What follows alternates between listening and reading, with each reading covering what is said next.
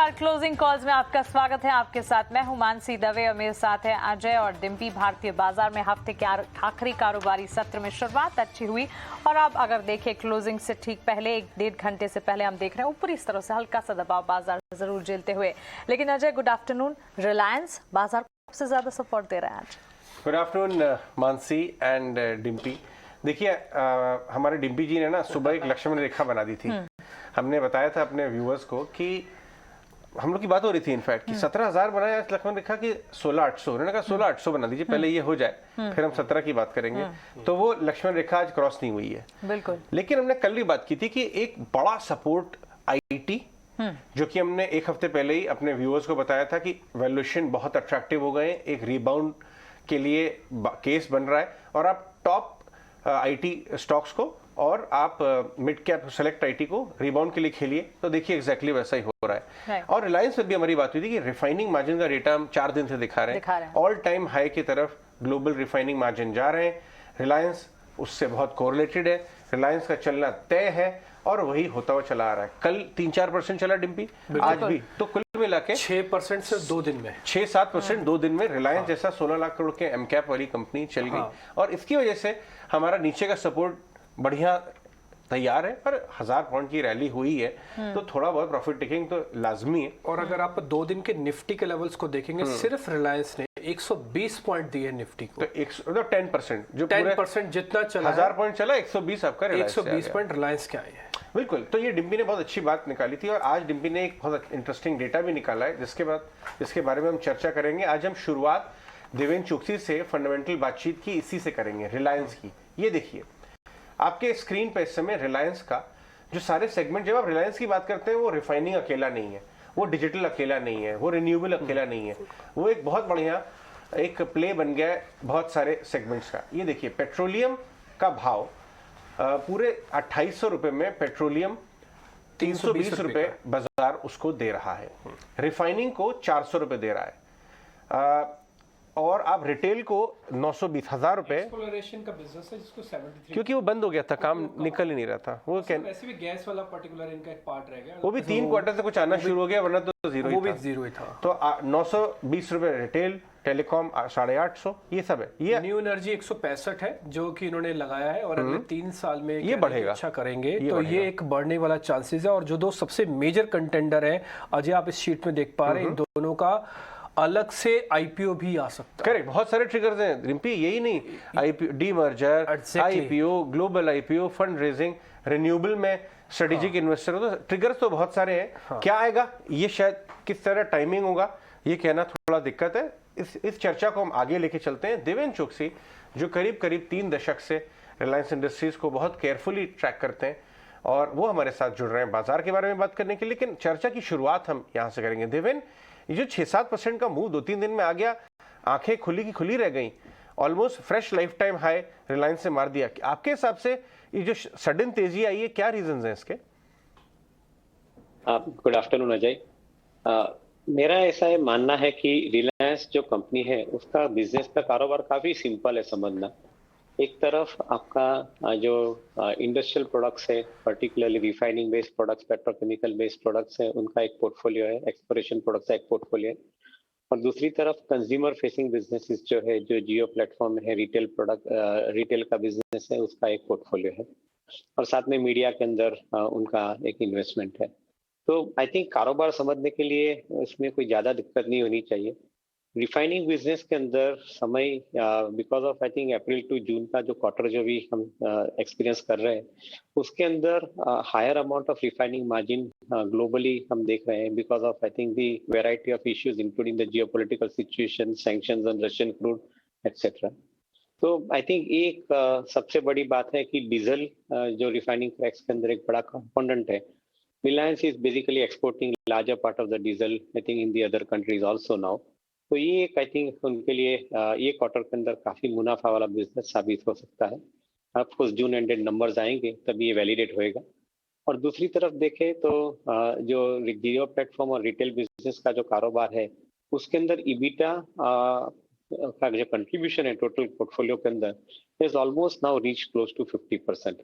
तो मेरा ऐसा मानना है कि ये साल के अंदर Jio platform and retail could possibly, I think, overtake the conventional refining business. I think so that could possibly be another driver as far as I think the growth is concerned.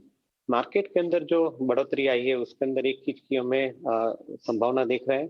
जो 2016 में जब जियो प्लेटफॉर्म का launch हुआ था तभी company ने बताया था कि करीबन 5 या 7 साल के अंदर आई think they will be separating out I think this particular businesses and create a separate company out of it. तो शायद ये एक पॉसिबिलिटी हो सकती है, आइदर एनुअल रिपोर्ट के अंदर इसकी एक मेंशन हो सकती है अथवा एजीएम के अंदर इसकी अनाउंसमेंट हो सकती है कि Jio and retail and oil to chemical business ये तीनों कारोबार अलग से सेपरेटली लिस्टेड रहेंगे मार्केट के अंदर, उसकी एक अनाउंसमेंट हो सकती है। उसके हिसाब से मेरे ख्याल से मार्केट के अंदर ये करंट राइज आया हुआ है। दिव्यन, आप बिल्कुल ये बात ठीक कह रहे हैं, क्योंकि हम जो इस समय समझ रहे हैं ना वो भी है कि मोर देन 50% कॉन्ट्रीब्यूशन तो रिटेल और जियो का ही है। और अब जियो भारतीय डुओपोली वाला मार्केट है और 5G एक बड़ा ट्रिगर है, हम यहाँ पे देख भी पा रहे हैं। और रिटेल के अंदर अजय सबसे इंटरेस्टिंग बात यह है कि इन्होंने 2500 स्टोर हो गए इनके अब, और 750 स्टोर तो सिर्फ इसी क्वार्टर में खुले हैं। डेट मीन्स जो टोटल स्टोर की संख्या है इनकी और उसमें इसी क्वार्टर के अंदर 1/4 तो इसी क्वार्टर में खोल दिए। मुझे रिटेल की बात से ध्यान आ रहा है कि ये हम लोग यहाँ बैठे हुए होटल्स की बात करते हैं, एविएशन की बात करते हैं, लीजर, रिलायंस सबसे बड़ा अनलॉक प्ले है। अनलॉक प्ले क्योंकि ये जो डीजल मॉल तो खैर अभी छोटे जैसे रिटेल बड़ा होता जा रहा है, बट मानसी मैं ये कह रहा था कि ये जो पेट्रोल और डीजल यूरोप भेजते हैं, एक्सपोर्ट करते हैं ना, वो सब तो गाड़ियों में जाता है। तो ये काफी अच्छा अनलॉक प्ले है एक्चुअली। बिल्कुल देवन, इसलिए मैं ये आपसे पता करना चाहता हूँ, जैसे आप भी मानते हैं कि ये दोनों एक सेपरेट लीगल कंपनी अलग एंटिटीज हो जाए, दोनों ही अलग अलग करेंगे, तो ये जब वैल्यू अनलॉक होगा इसमें अभी और कितनी गुंजाइश है अगर मैं कंसोलिडेटेड बेस पे ही पूछूं? क्योंकि अभी तो अनलॉक हुई नहीं, वैल्यू तो हमने निकाल ली कि एक का 950 रुपये बन रहा है भाव, एक का करीब 850 रुपये का भाव बन रहा है मोटा मोटी। तो लेकिन वैसे अगर आप इसी को अनलॉक भी करें तो आज के हिसाब से तो 3200-3300 होना चाहिए इस समय रिलायंस का भाव। तो आई थिंक उसके अंदर आपका अनुमान बिल्कुल सही जा रहा है डिम्पी, क्योंकि आई थिंक एक तरफ देखे तो रिटेल का जो कारोबार है उसके अंदर आप डेफिनेटली जो जीडीपी का ग्रोथ है उसका डबल आई थिंक आप ग्रोथ रिटेल के अंदर देख सकते हैं डेफिनेटली फॉर श्योर। तो Reliance retail could be possibly growing, the largest retail company could be possibly growing in the vicinity of 18-20% easily on a cumulative basis. तो ये कारोबार का ग्रोथ 18 से 20% का हम अगले 5 साल तक इजीली दे सकते हैं। दूसरी तरफ देखें जियो प्लेटफॉर्म का जो कारोबार है उसके अंदर एक के बाद नए वर्टिकल्स इंटीग्रेट होते जा रहे हैं। तो ये कारोबार करीबन 25% CAGR ग्रोथ के आसपास आई थिंक अगले 4 या 5 साल तक डेफिनेटली विजिबिलिटी मिल रही है, हो सकता है ग्रोथ यहाँ पे।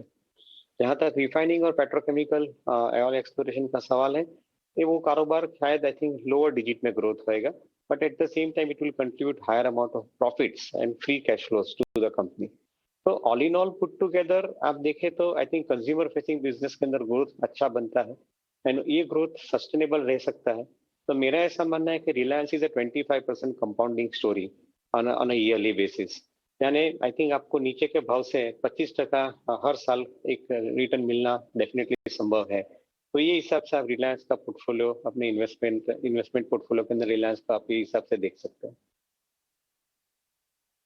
पूरा अनुमान दिख रहा है रिलायंस। इनफैक्ट अगर देखें स्ट्रॉन्ग प्ले है भी, स्ट्रॉन्ग स्टोरी और ग्रोथ भी आपके टीवी स्क्रीन पर हमने आपको बताई किस तरह से इनके अलग अलग वर्टिकल्स में ग्रोथ का मोमेंटम जो है वो जारी है। Devin, good afternoon. रिलायंस की हमने बात की जो कि बाजार को काफी हद तक सपोर्ट कर रहा है, पिछले 3 ट्रेडिंग सेशन में जो मजबूती लगातार इस स्टॉक ने दिखाई, लेकिन इसी के साथ साथ आईटी सेक्टर भी at the cost of repeating, यहाँ पर हम देख रहे हैं वैल्यूएशंस काफ़ी आकर्षक नजर आ रहे हैं। आईटी सेक्टर के लिए खबरें काफ़ी अच्छी आती हुई दिखी हैं और वहाँ पर जिस तरह के मोमेंटम हम देख रहे हैं, आईटी स्पेस को किस तरह से आप देख रहे हैं, कैसे वॉच आउट कर रहे हैं? मिड कैप आईटी में लगातार मोमेंटम है और निफ्टी आईटी इंडेक्स लगातार तेजी दिखाया जा रहा है। Good afternoon Mansi. Definitely I think ये एक सेक्टर है जहाँ पे अगले 5 साल की एक विजिबिलिटी मिल रही है, at least I think some of the companies, क्योंकि डिजिटल और क्लाउड कंप्यूटिंग ये दोनों जगह पे काफी हद तक कस्टमर्स की इन्वेस्टमेंट आ रहे हैं। If you open any company and I think start talking to any company, every other company is putting significant amount of money in building the digital in the cloud infrastructure. So that means या Hindustan Lever हो या Reliance हो, I think one important component in their profit and loss account or balance sheet is IT spending. यहाँ तक I think global players का सवाल है, I think everybody is basically now treating IT as an operating expenditure from earlier days of treating it as a capital expenditure, which means I think it has become part of I think their business operations.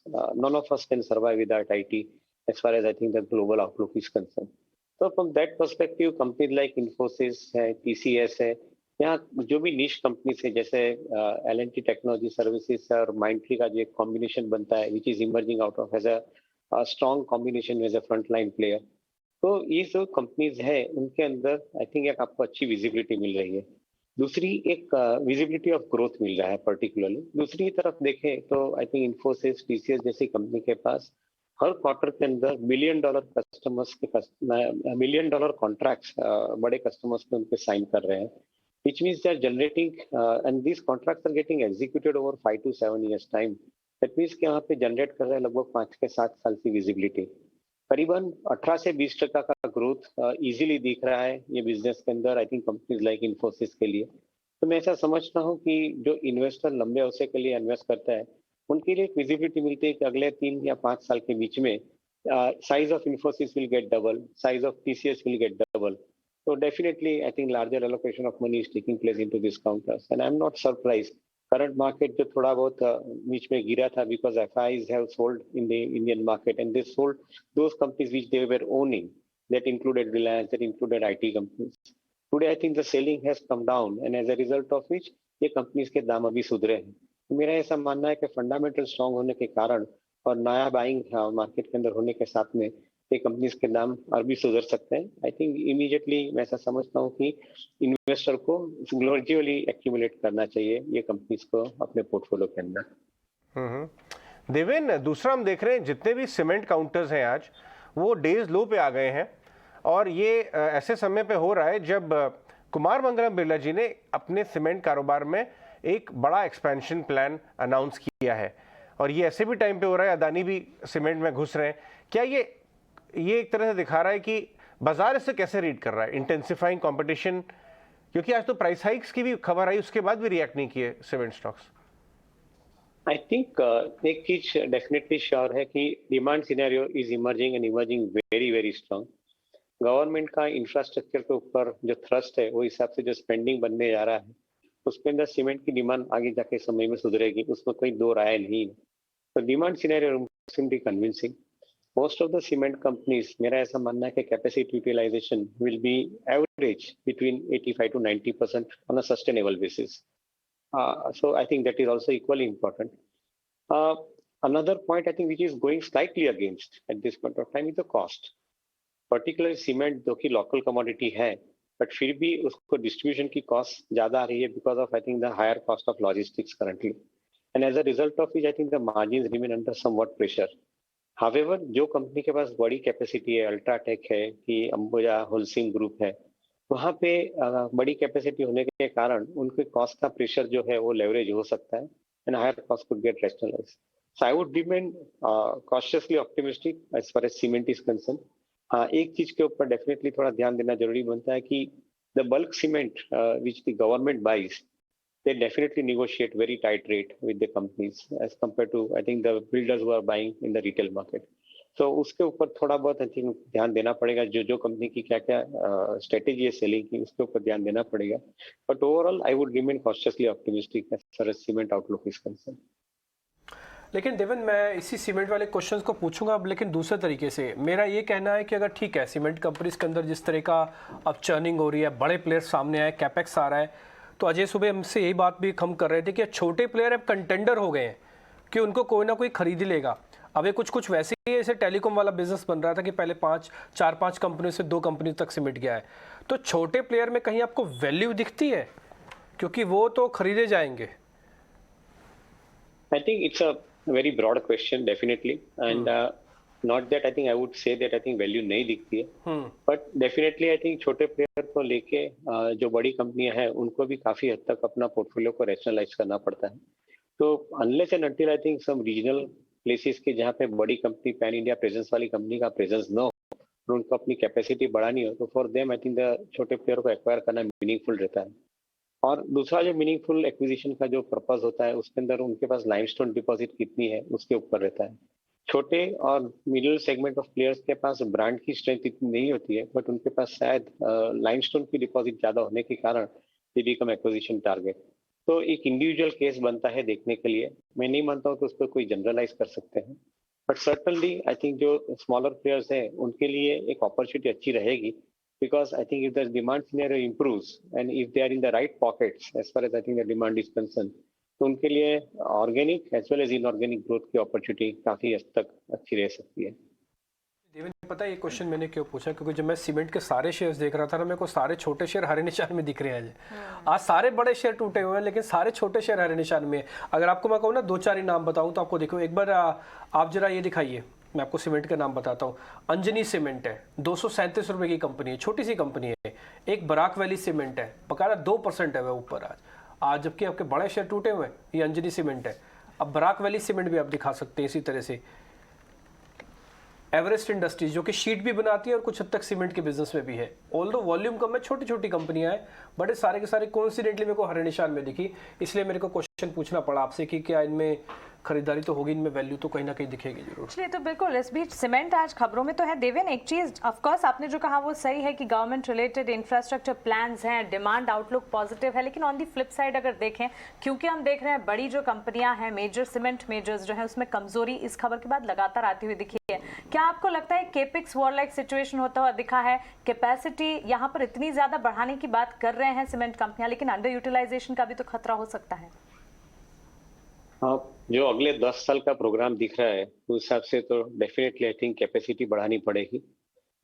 जो company capacity नहीं बढ़ा पाती है उनके लिए market share छोड़ना पड़ेगा उनको, तो वो डेफिनेटली क्लैरिटी के साथ बात उभर के आती है। इंडिया की इकोनॉमी के अंदर 7.5% का जीडीपी ग्रोथ एवरेज मान के हम चलते हैं। 7.5% का एवरेज जीडीपी ग्रोथ हम पकड़ के चलते हैं तो अगले 4 साल या 5 साल के अंदर पूरी size of the economy is getting doubled from current levels. मेरा ऐसा मानना है कि आई थिंक ओवरऑल ग्रोथ के अंदर आई थिंक जो प्लेयर्स बड़े हैं उनके लिए एक ज्यादा अपॉर्चुनिटी भी है, और अपॉर्चुनिटी ये है कि आपको साइज बड़ी करने का एक बड़ा अवकाश मिलता है। मार्केट अच्छे होने के कारण market capitalisation is acting as a currency for them for I think growing their business is inorganically. और जो बड़ी कंपनियां शायद ग्रोथ के अंदर पार्टिसिपेट नहीं कर पाएगी तो definitely I think they will have to give their leadership to some of the mid-sized companies who are emerging very strong. Companies like Shree Cement, for that matter, they are emerging very, very strong. तो मेरा ऐसा मानना है कि I think this is one more compulsion for many of the large companies to maintain their market position. They will have to keep expanding क्योंकि अगले 10 साल के लिए इंडियन इकोनॉमी के अंदर ग्रोथ हमें काफी हद तक अच्छा सेट हुआ ऐसा दिख रहा है। डायरेक्टर साहब, लेमन ट्री का इंटरडे ग्राफ लेके आइए। मैं देवेंद्र से अनलॉक ट्रेड की बात हो रही है, थोड़ा टूरिज्म और ट्रैवल रिलेटेड जो लीजर है उसके बाद देखिए लेमन ट्री नीचे से रिकवर होना शुरू हो गया। देवेंद्र, हम देख रहे हैं कि कुछ एनालिस्ट से अगर बात करें तो होटल इंडस्ट्री के जो अर्निंग्स थे इस बार डेटा लेके आई है, काफ़ी इंप्रूवमेंट देखा हमने उनके ऑपरेटिंग प्रॉफिट्स में। उन्होंने कैपेसिटी एडिशन की और एक सेंस ही आ रहा है, चाहे वो छतवाल साहब हो इंडियन होटल्स के या शैले से भी बात कर रहे हैं, सबने ऐड किए हैं रूम्स। 20% के प्राइस हाइक्स की बात हो रही है। आपको होटल स्टॉक्स में कहाँ पे वैल्यू नजर आती है? क्योंकि अर्निंग सबकी अपग्रेड हुई है, एक बूम आ रहा है अनलॉक के चलते और अदरवाइज भी इसमें होटल स्पेस में।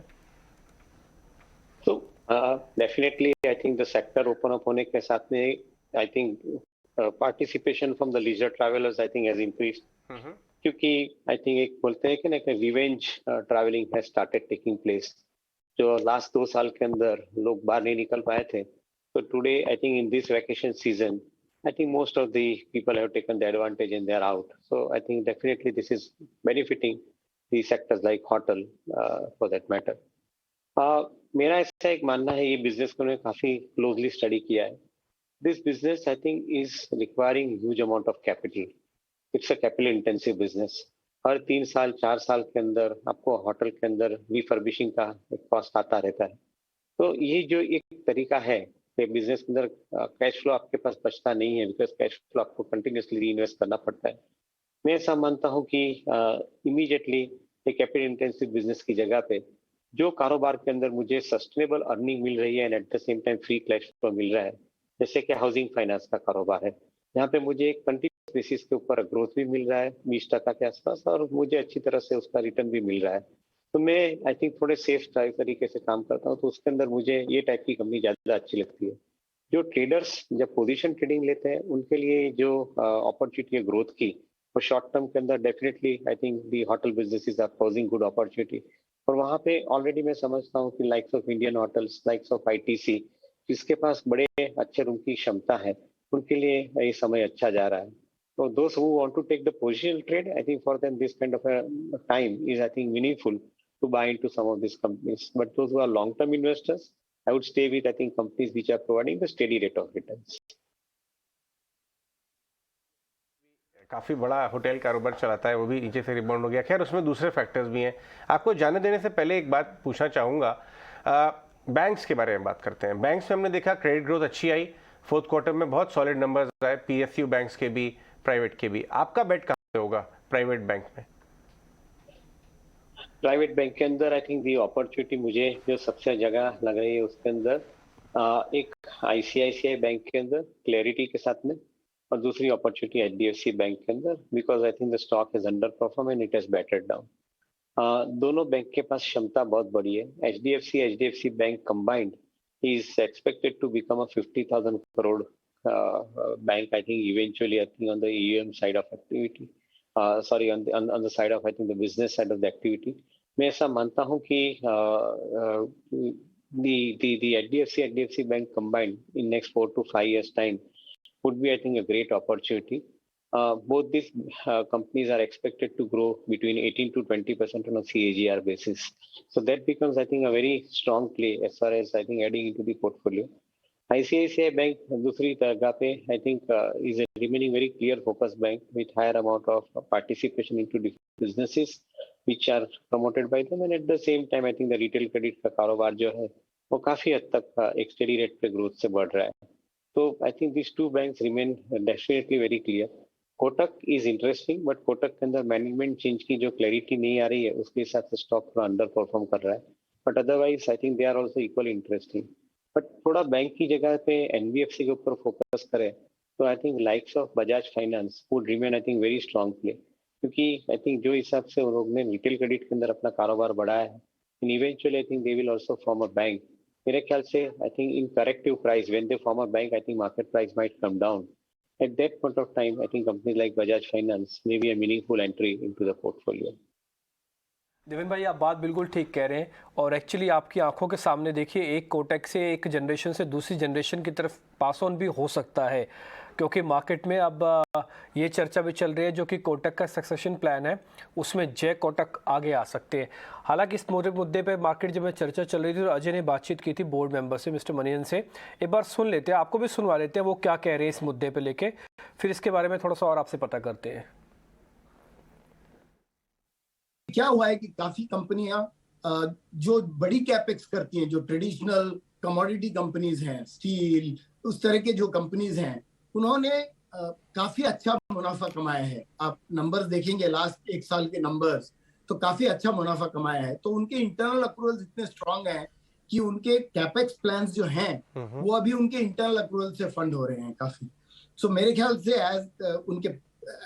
कुछ और महीनों में जब वो अपना इंटरनल अप्रूवल्स यूज कर लेंगे कैपेक्स में, फिर दे विल प्रॉब्ली बैंक की तरफ देखेंगे, कुछ बोरोइंग्स करने के लिए सोचेंगे। सो मेरा ऐसा मानना है कि करीब 12-18 महीने में ये हमको दिखाई देना शुरू होगा।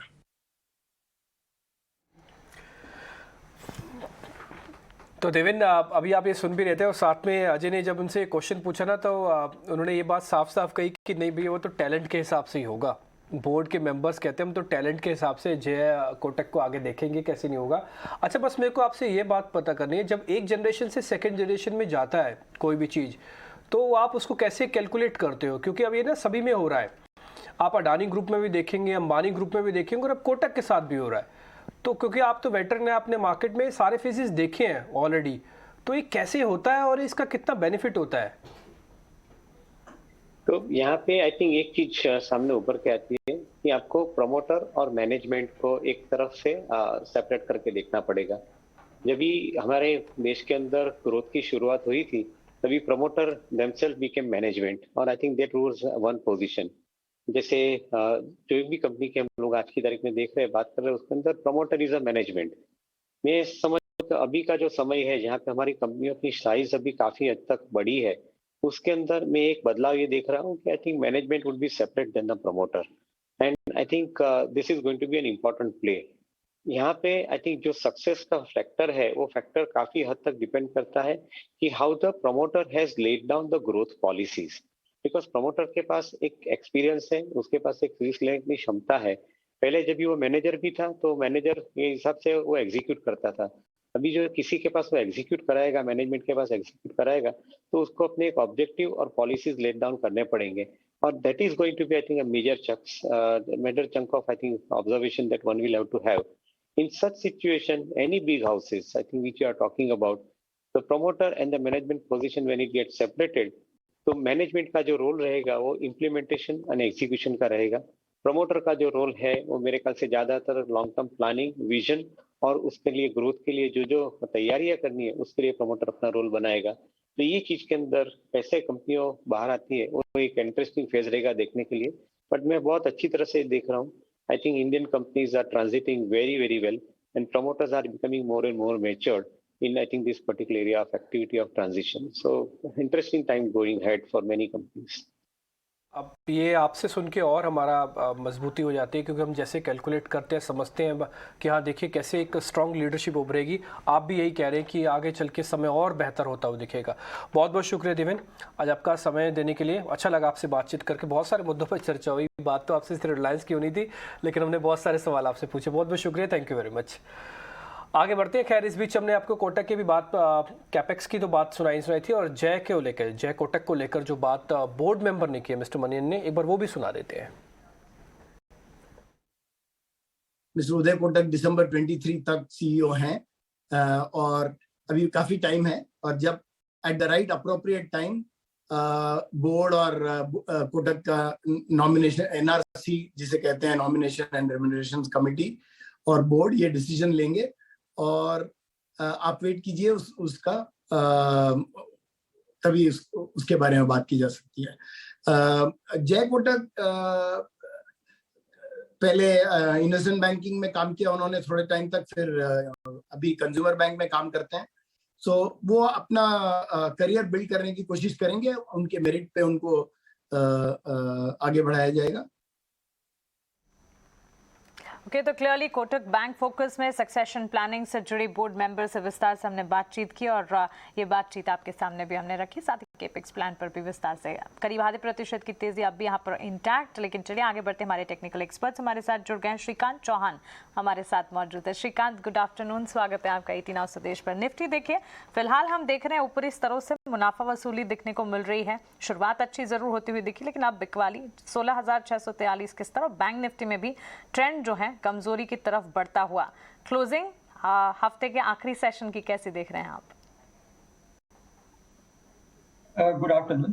देखिए, मार्केट के लिए जो इम्पोर्टेंट लेवल था वो था 16,800 का। ये मार्केट के लिए एक अल्टीमेट रेजिस्टेंस है, और यहाँ से अब जब तक मार्केट 16,800 के लेवल्स को क्रॉस नहीं करता, तब तक हमें लगता है कि मार्केट वापस एक बार 16,400 और 16,800 के रेंज में कंसोलिडेट करते हुए नजर आएगा। अगर मार्केट ने वापस एक बार 16,400 के लेवल्स को अगर ब्रेक कर दिया, तो फिर उस केस में हमें लगता है कि फिर मार्केट काफी जोर से गिर सकता है। लेकिन अदरवाइज हमें लगता है कि शायद मार्केट एक बार कंसोलिडेट करेगा और 16,500 या 550 के रेंज में सपोर्ट लेके एक बार टर्न बैक कर सकता है।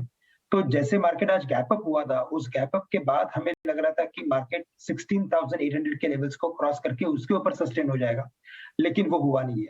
तो शायद अभी मुझे लगता है कि मार्केट एक बार 16,600 के लेवल्स को अगर ब्रेक करके अगर उसके नीचे क्लोज करता है तो थोड़ी दिक्कतें आएगी।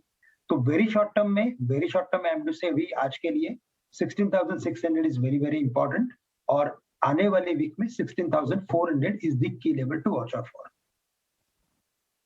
तो चलिए 16,600 इंपॉर्टेंट लेवल, इस पर जरूर नजर रखिएगा। लेकिन इस बीच रुचित हमारे साथ जुड़ गए हैं। रुचित, गुड आफ्टरनून, बताएं आज का ट्रेड सेटअप। फर्स्ट हाफ में जिस तरह से बाजार ने शुरुआत की, अब हम देख रहे हैं ऊपरी स्तरों से गिरावट हावी होती हुई। आपकी राय निफ्टी, बैंक निफ्टी इंडेक्स पर कैसे देख रहे हैं आप? जी, very good afternoon. I think although एक गैप अप ओपनिंग हमने हमने देखी थी, बट यूजुअली जब भी मार्केट्स में ऐसे इंटरनेशनल क्यूज से गैप अप या गैप डाउन होते हैं तो वो गैप से ज्यादा इंपॉर्टेंट हो जाता है कि फॉलो अप मूव कैसा है। और आज हमने गैप अप के बाद में क्लियरली हाई लेवल से प्रॉफिट बुकिंग देखी है। और इनफैक्ट अगर मैं यहाँ पे थोड़ा अगर डेटा पॉइंट्स देखूं तो डेटा पॉइंट्स भी स्पेशली एफआईएस के फ्रंट से थोड़ा नेगेटिव है। 2 दिनों के पहले मंडे आई थिंक ट्यूसडे की ट्रेडिंग सेशन के बाद में जो एफआईएस का लॉन्ग शॉर्ट रेशियो है, जो इनके इंडेक्स फ्यूचर्स में टोटल लॉन्ग पोजीशंस है, वो 51% के आसपास हो गई थी, जो इस एक्सपायरी की शुरुआत में 45% थी। अब वो 51 से लास्ट 2 ट्रेडिंग सेशन में उन्होंने अपनी लॉन्ग पोजीशंस अनवाइंडिंग की है और कुछ शॉर्ट नए फ्रेश शॉर्ट भी ऐड किए हैं, जिसके कारण उनकी लॉन्ग शॉर्ट रेशियो 39% तक अब आ गई है। और अब रिसेंट अगर हिस्ट्री देखें तो रिसेंटली जब भी एफआईएस के आंकड़े जब नेगेटिव होते हैं कि जहां पे उनकी शॉर्ट पोजीशन ज्यादा रहती है, तो उस समय पे मार्केट में हम करेक्टिव फेज दिखते हैं। तो हमारा मानना है कि मार्केट में एक करेक्टिव फेज की शुरुआत अब फिर से हो सकती है। अब except IT, Reliance and some selective FMCG names, आप देख रहे हैं कि बाकी सभी के सभी सेक्टर्स में यहाँ पे आज सेलिंग प्रेशर है और हायर लेवल से सेल ऑफ स्टार्ट हुआ है अच्छे वॉल्यूम्स के साथ में। तो हमें लग रहा है कि मार्केट का अपसाइड अब काफी लिमिटेड है। 16,750, 16,850 ये एक रेंज है जहां पे मेजर हडल है। I don't think market would be in a hurry to cross that, और यहाँ से प्रोबेबली एक करेक्टिव लेग फिर से आ सकता है जिसमें 16,400 और उसके बाद 16,200 ये लेवल्स टेस्ट हो सकते हैं। तो सेल ऑन राइज की रणनीति रखे, कोई भी पुल बैक मूव आता है तो वहां पे सेलिंग करे। बैंकिंग स्पेस स्पेशली देखेंगे तो रिलेटिव अंडर परफॉर्मेंस आज शुरुआत से ही दिखा रहा है, और जो इसका 200 दिन का मूविंग एवरेज है वहां से ही ये सेलिंग पिछले कुछ दिनों में वहां पे अटक रहा है। सो आई थिंक यहाँ पे बैंक निफ्टी में अंडर परफॉर्मेंस रहेगा। तो अगर कुछ यहाँ पे pull back move banking index में नजर आता है फिर से 35,500, 35,550 तक, तो वहां पे शॉर्ट पोजीशंस बनाइए। आई थिंक 35,000 के लेवल्स बैंक निफ्टी में आपको नेक्स्ट वीक टेस्ट होते हुए दिखाई देने चाहिए। आज दिक्कत एक्चुअली में शुरुआत जो हुई है वो बैंक निफ्टी से हुई है, वो होनी भी चाहिए थी, क्योंकि बैंक के पास ना तो टीसीएस है, ना ही इन्फोसिस है और ना ही रिलायंस इंडस्ट्रीज है जो निफ्टी के पास है। इसलिए निफ्टी पिछले 3 दिन से डाइवर्जन के हिसाब से वो ज़्यादा तेज चल रहा है, पहला पॉइंट। दूसरा पॉइंट ये है, अभी जो ज़्यादातर एनालिस्ट ये कह रहे हैं कि अगर ये 600 टूट गया तो 400 भी आएगा। सुबह अजय आपको ध्यान होगा हमने 400 से लेकर 600 तक की रेंज, 800 तक की रेंज बताई थी। हम पहले 600 लिख रहे थे, फिर हमने उसको काटा, फिर हमने 400 लिखा। उसकी वजह ये थी क्योंकि विक्स जो है ना वो अभी भी 19-20 का है। 2 प्रॉब्लम होती है, और जो मैं आप सुबह भी आपको नोटिस करा था, विक्स जब भी 20 के नीचे होगा तो जो गैप वाला हिस्सा ना वो सस्टेन नहीं कर पाता, क्योंकि और चलने के लिए विक्स चाहिए था, वो एब्सेंट था। अभी भी आप देखिए 20 के नीचे है तो आपका जो प्रॉफिट बुकिंग है वो क्लियरली आपको विजन होगा। खैर मैं इस पर अभी ऑर्डर इंडेक्स पे नहीं जा रहा, मैं सीधा सीधा शेयर्स पे आ रहा हूँ। अब टूटेगा क्या क्या, अब ये देखना है। एक है रेमको सीमेंट, करीब 9% नीचे आ चुका है। एक बार आप इंट्राडे चार्ट दिखाइए रेमको सीमेंट के। ये सीमेंट का जो आज का क्रैक है काफ़ी बड़ा है। ग्रासिम इंडस्ट्रीज 6% नीचे, श्री सीमेंट 5% नीचे, अल्ट्रा 6% नीचे। सारे बड़े बड़े सीमेंट कंपनीज हैं जिनमें गिरावट अब 5-5% की है। श्रीकांत, मेरे को यही पता करना है इनमें और गिरावट कितनी आएगी? ऐसा क्या हो गया कि इनमें 6% की गिरावट आ गई? ग्रासिम ने कोई जुर्म थोड़ी किया, 6% नीचे आ गया। देखिए, वैसे सीमेंट में जो न्यूज फ्लो आया है अल्ट्राटेक सीमेंट की तरफ से, वो क्लियरली इंडिकेट करता है कि अभी इस पर्टिकुलर सेक्टर में कंपटीशन बढ़ेगी, और कंपटीशन अगर बढ़ेगी मार्केट शेयर के लिए या तो कैपेसिटी के लिए, तो जो बाकी के प्लेयर्स है उनको भी उसका इम्पैक्ट आएगा। और इसी वजह से आज पूरे ओवरऑल सेक्टर में हमने एक साथ बिकवाली देखी है। हमें लगता है कि जो अल्ट्राटेक का जो न्यूज फ्लो है उसी के पीछे मैक्सिमम बिकवाली बनी है, और लगता है कि जब तक इसमें कोई क्लैरिटी और भी क्लैरिटी नहीं आती कि बाकी प्लेयर्स कैसे मैनेज करेंगे और क्या, तब तक हमें लगता है कि पूरे सेक्टर से दूर रहना एडवाइजेबल है, क्योंकि it's a falling knife sort of fall. Non stop stock गिरते जा रहे हैं और पूरे दिन गिर रहे हैं स्टॉक, तो it is better to stay away for the time being. Possible है कि ये जो अल्ट्राटेक सीमेंट है वो एक बार 5500 या 5450 के लेवल्स दिखा सकता है, क्योंकि उसी लेवल्स के करीब इसमें काफी बड़ा सपोर्ट है। और जब तक ये स्टेबलाइज नहीं हो तब तक हमें लगता है कि बाकी सभी स्टॉक एक बार ये पर्टिकुलर स्टॉक के ट्रेंड को फॉलो करेंगे। ऑफ कोर्स फॉलिंग लाइफ है ही, और यहाँ पर कमजोरी भी जाहिर सी बात है, इसलिए क्योंकि एक तरह से प्राइसिंग वॉर तो चल ही रहा है, लेकिन अब केपेक्स वॉर की भी सिचुएशन आती हुई दिख सकती है, जिसके चलते सीमेंट प्ले को सिर्फ वॉच लिस्ट में डालें ये राय।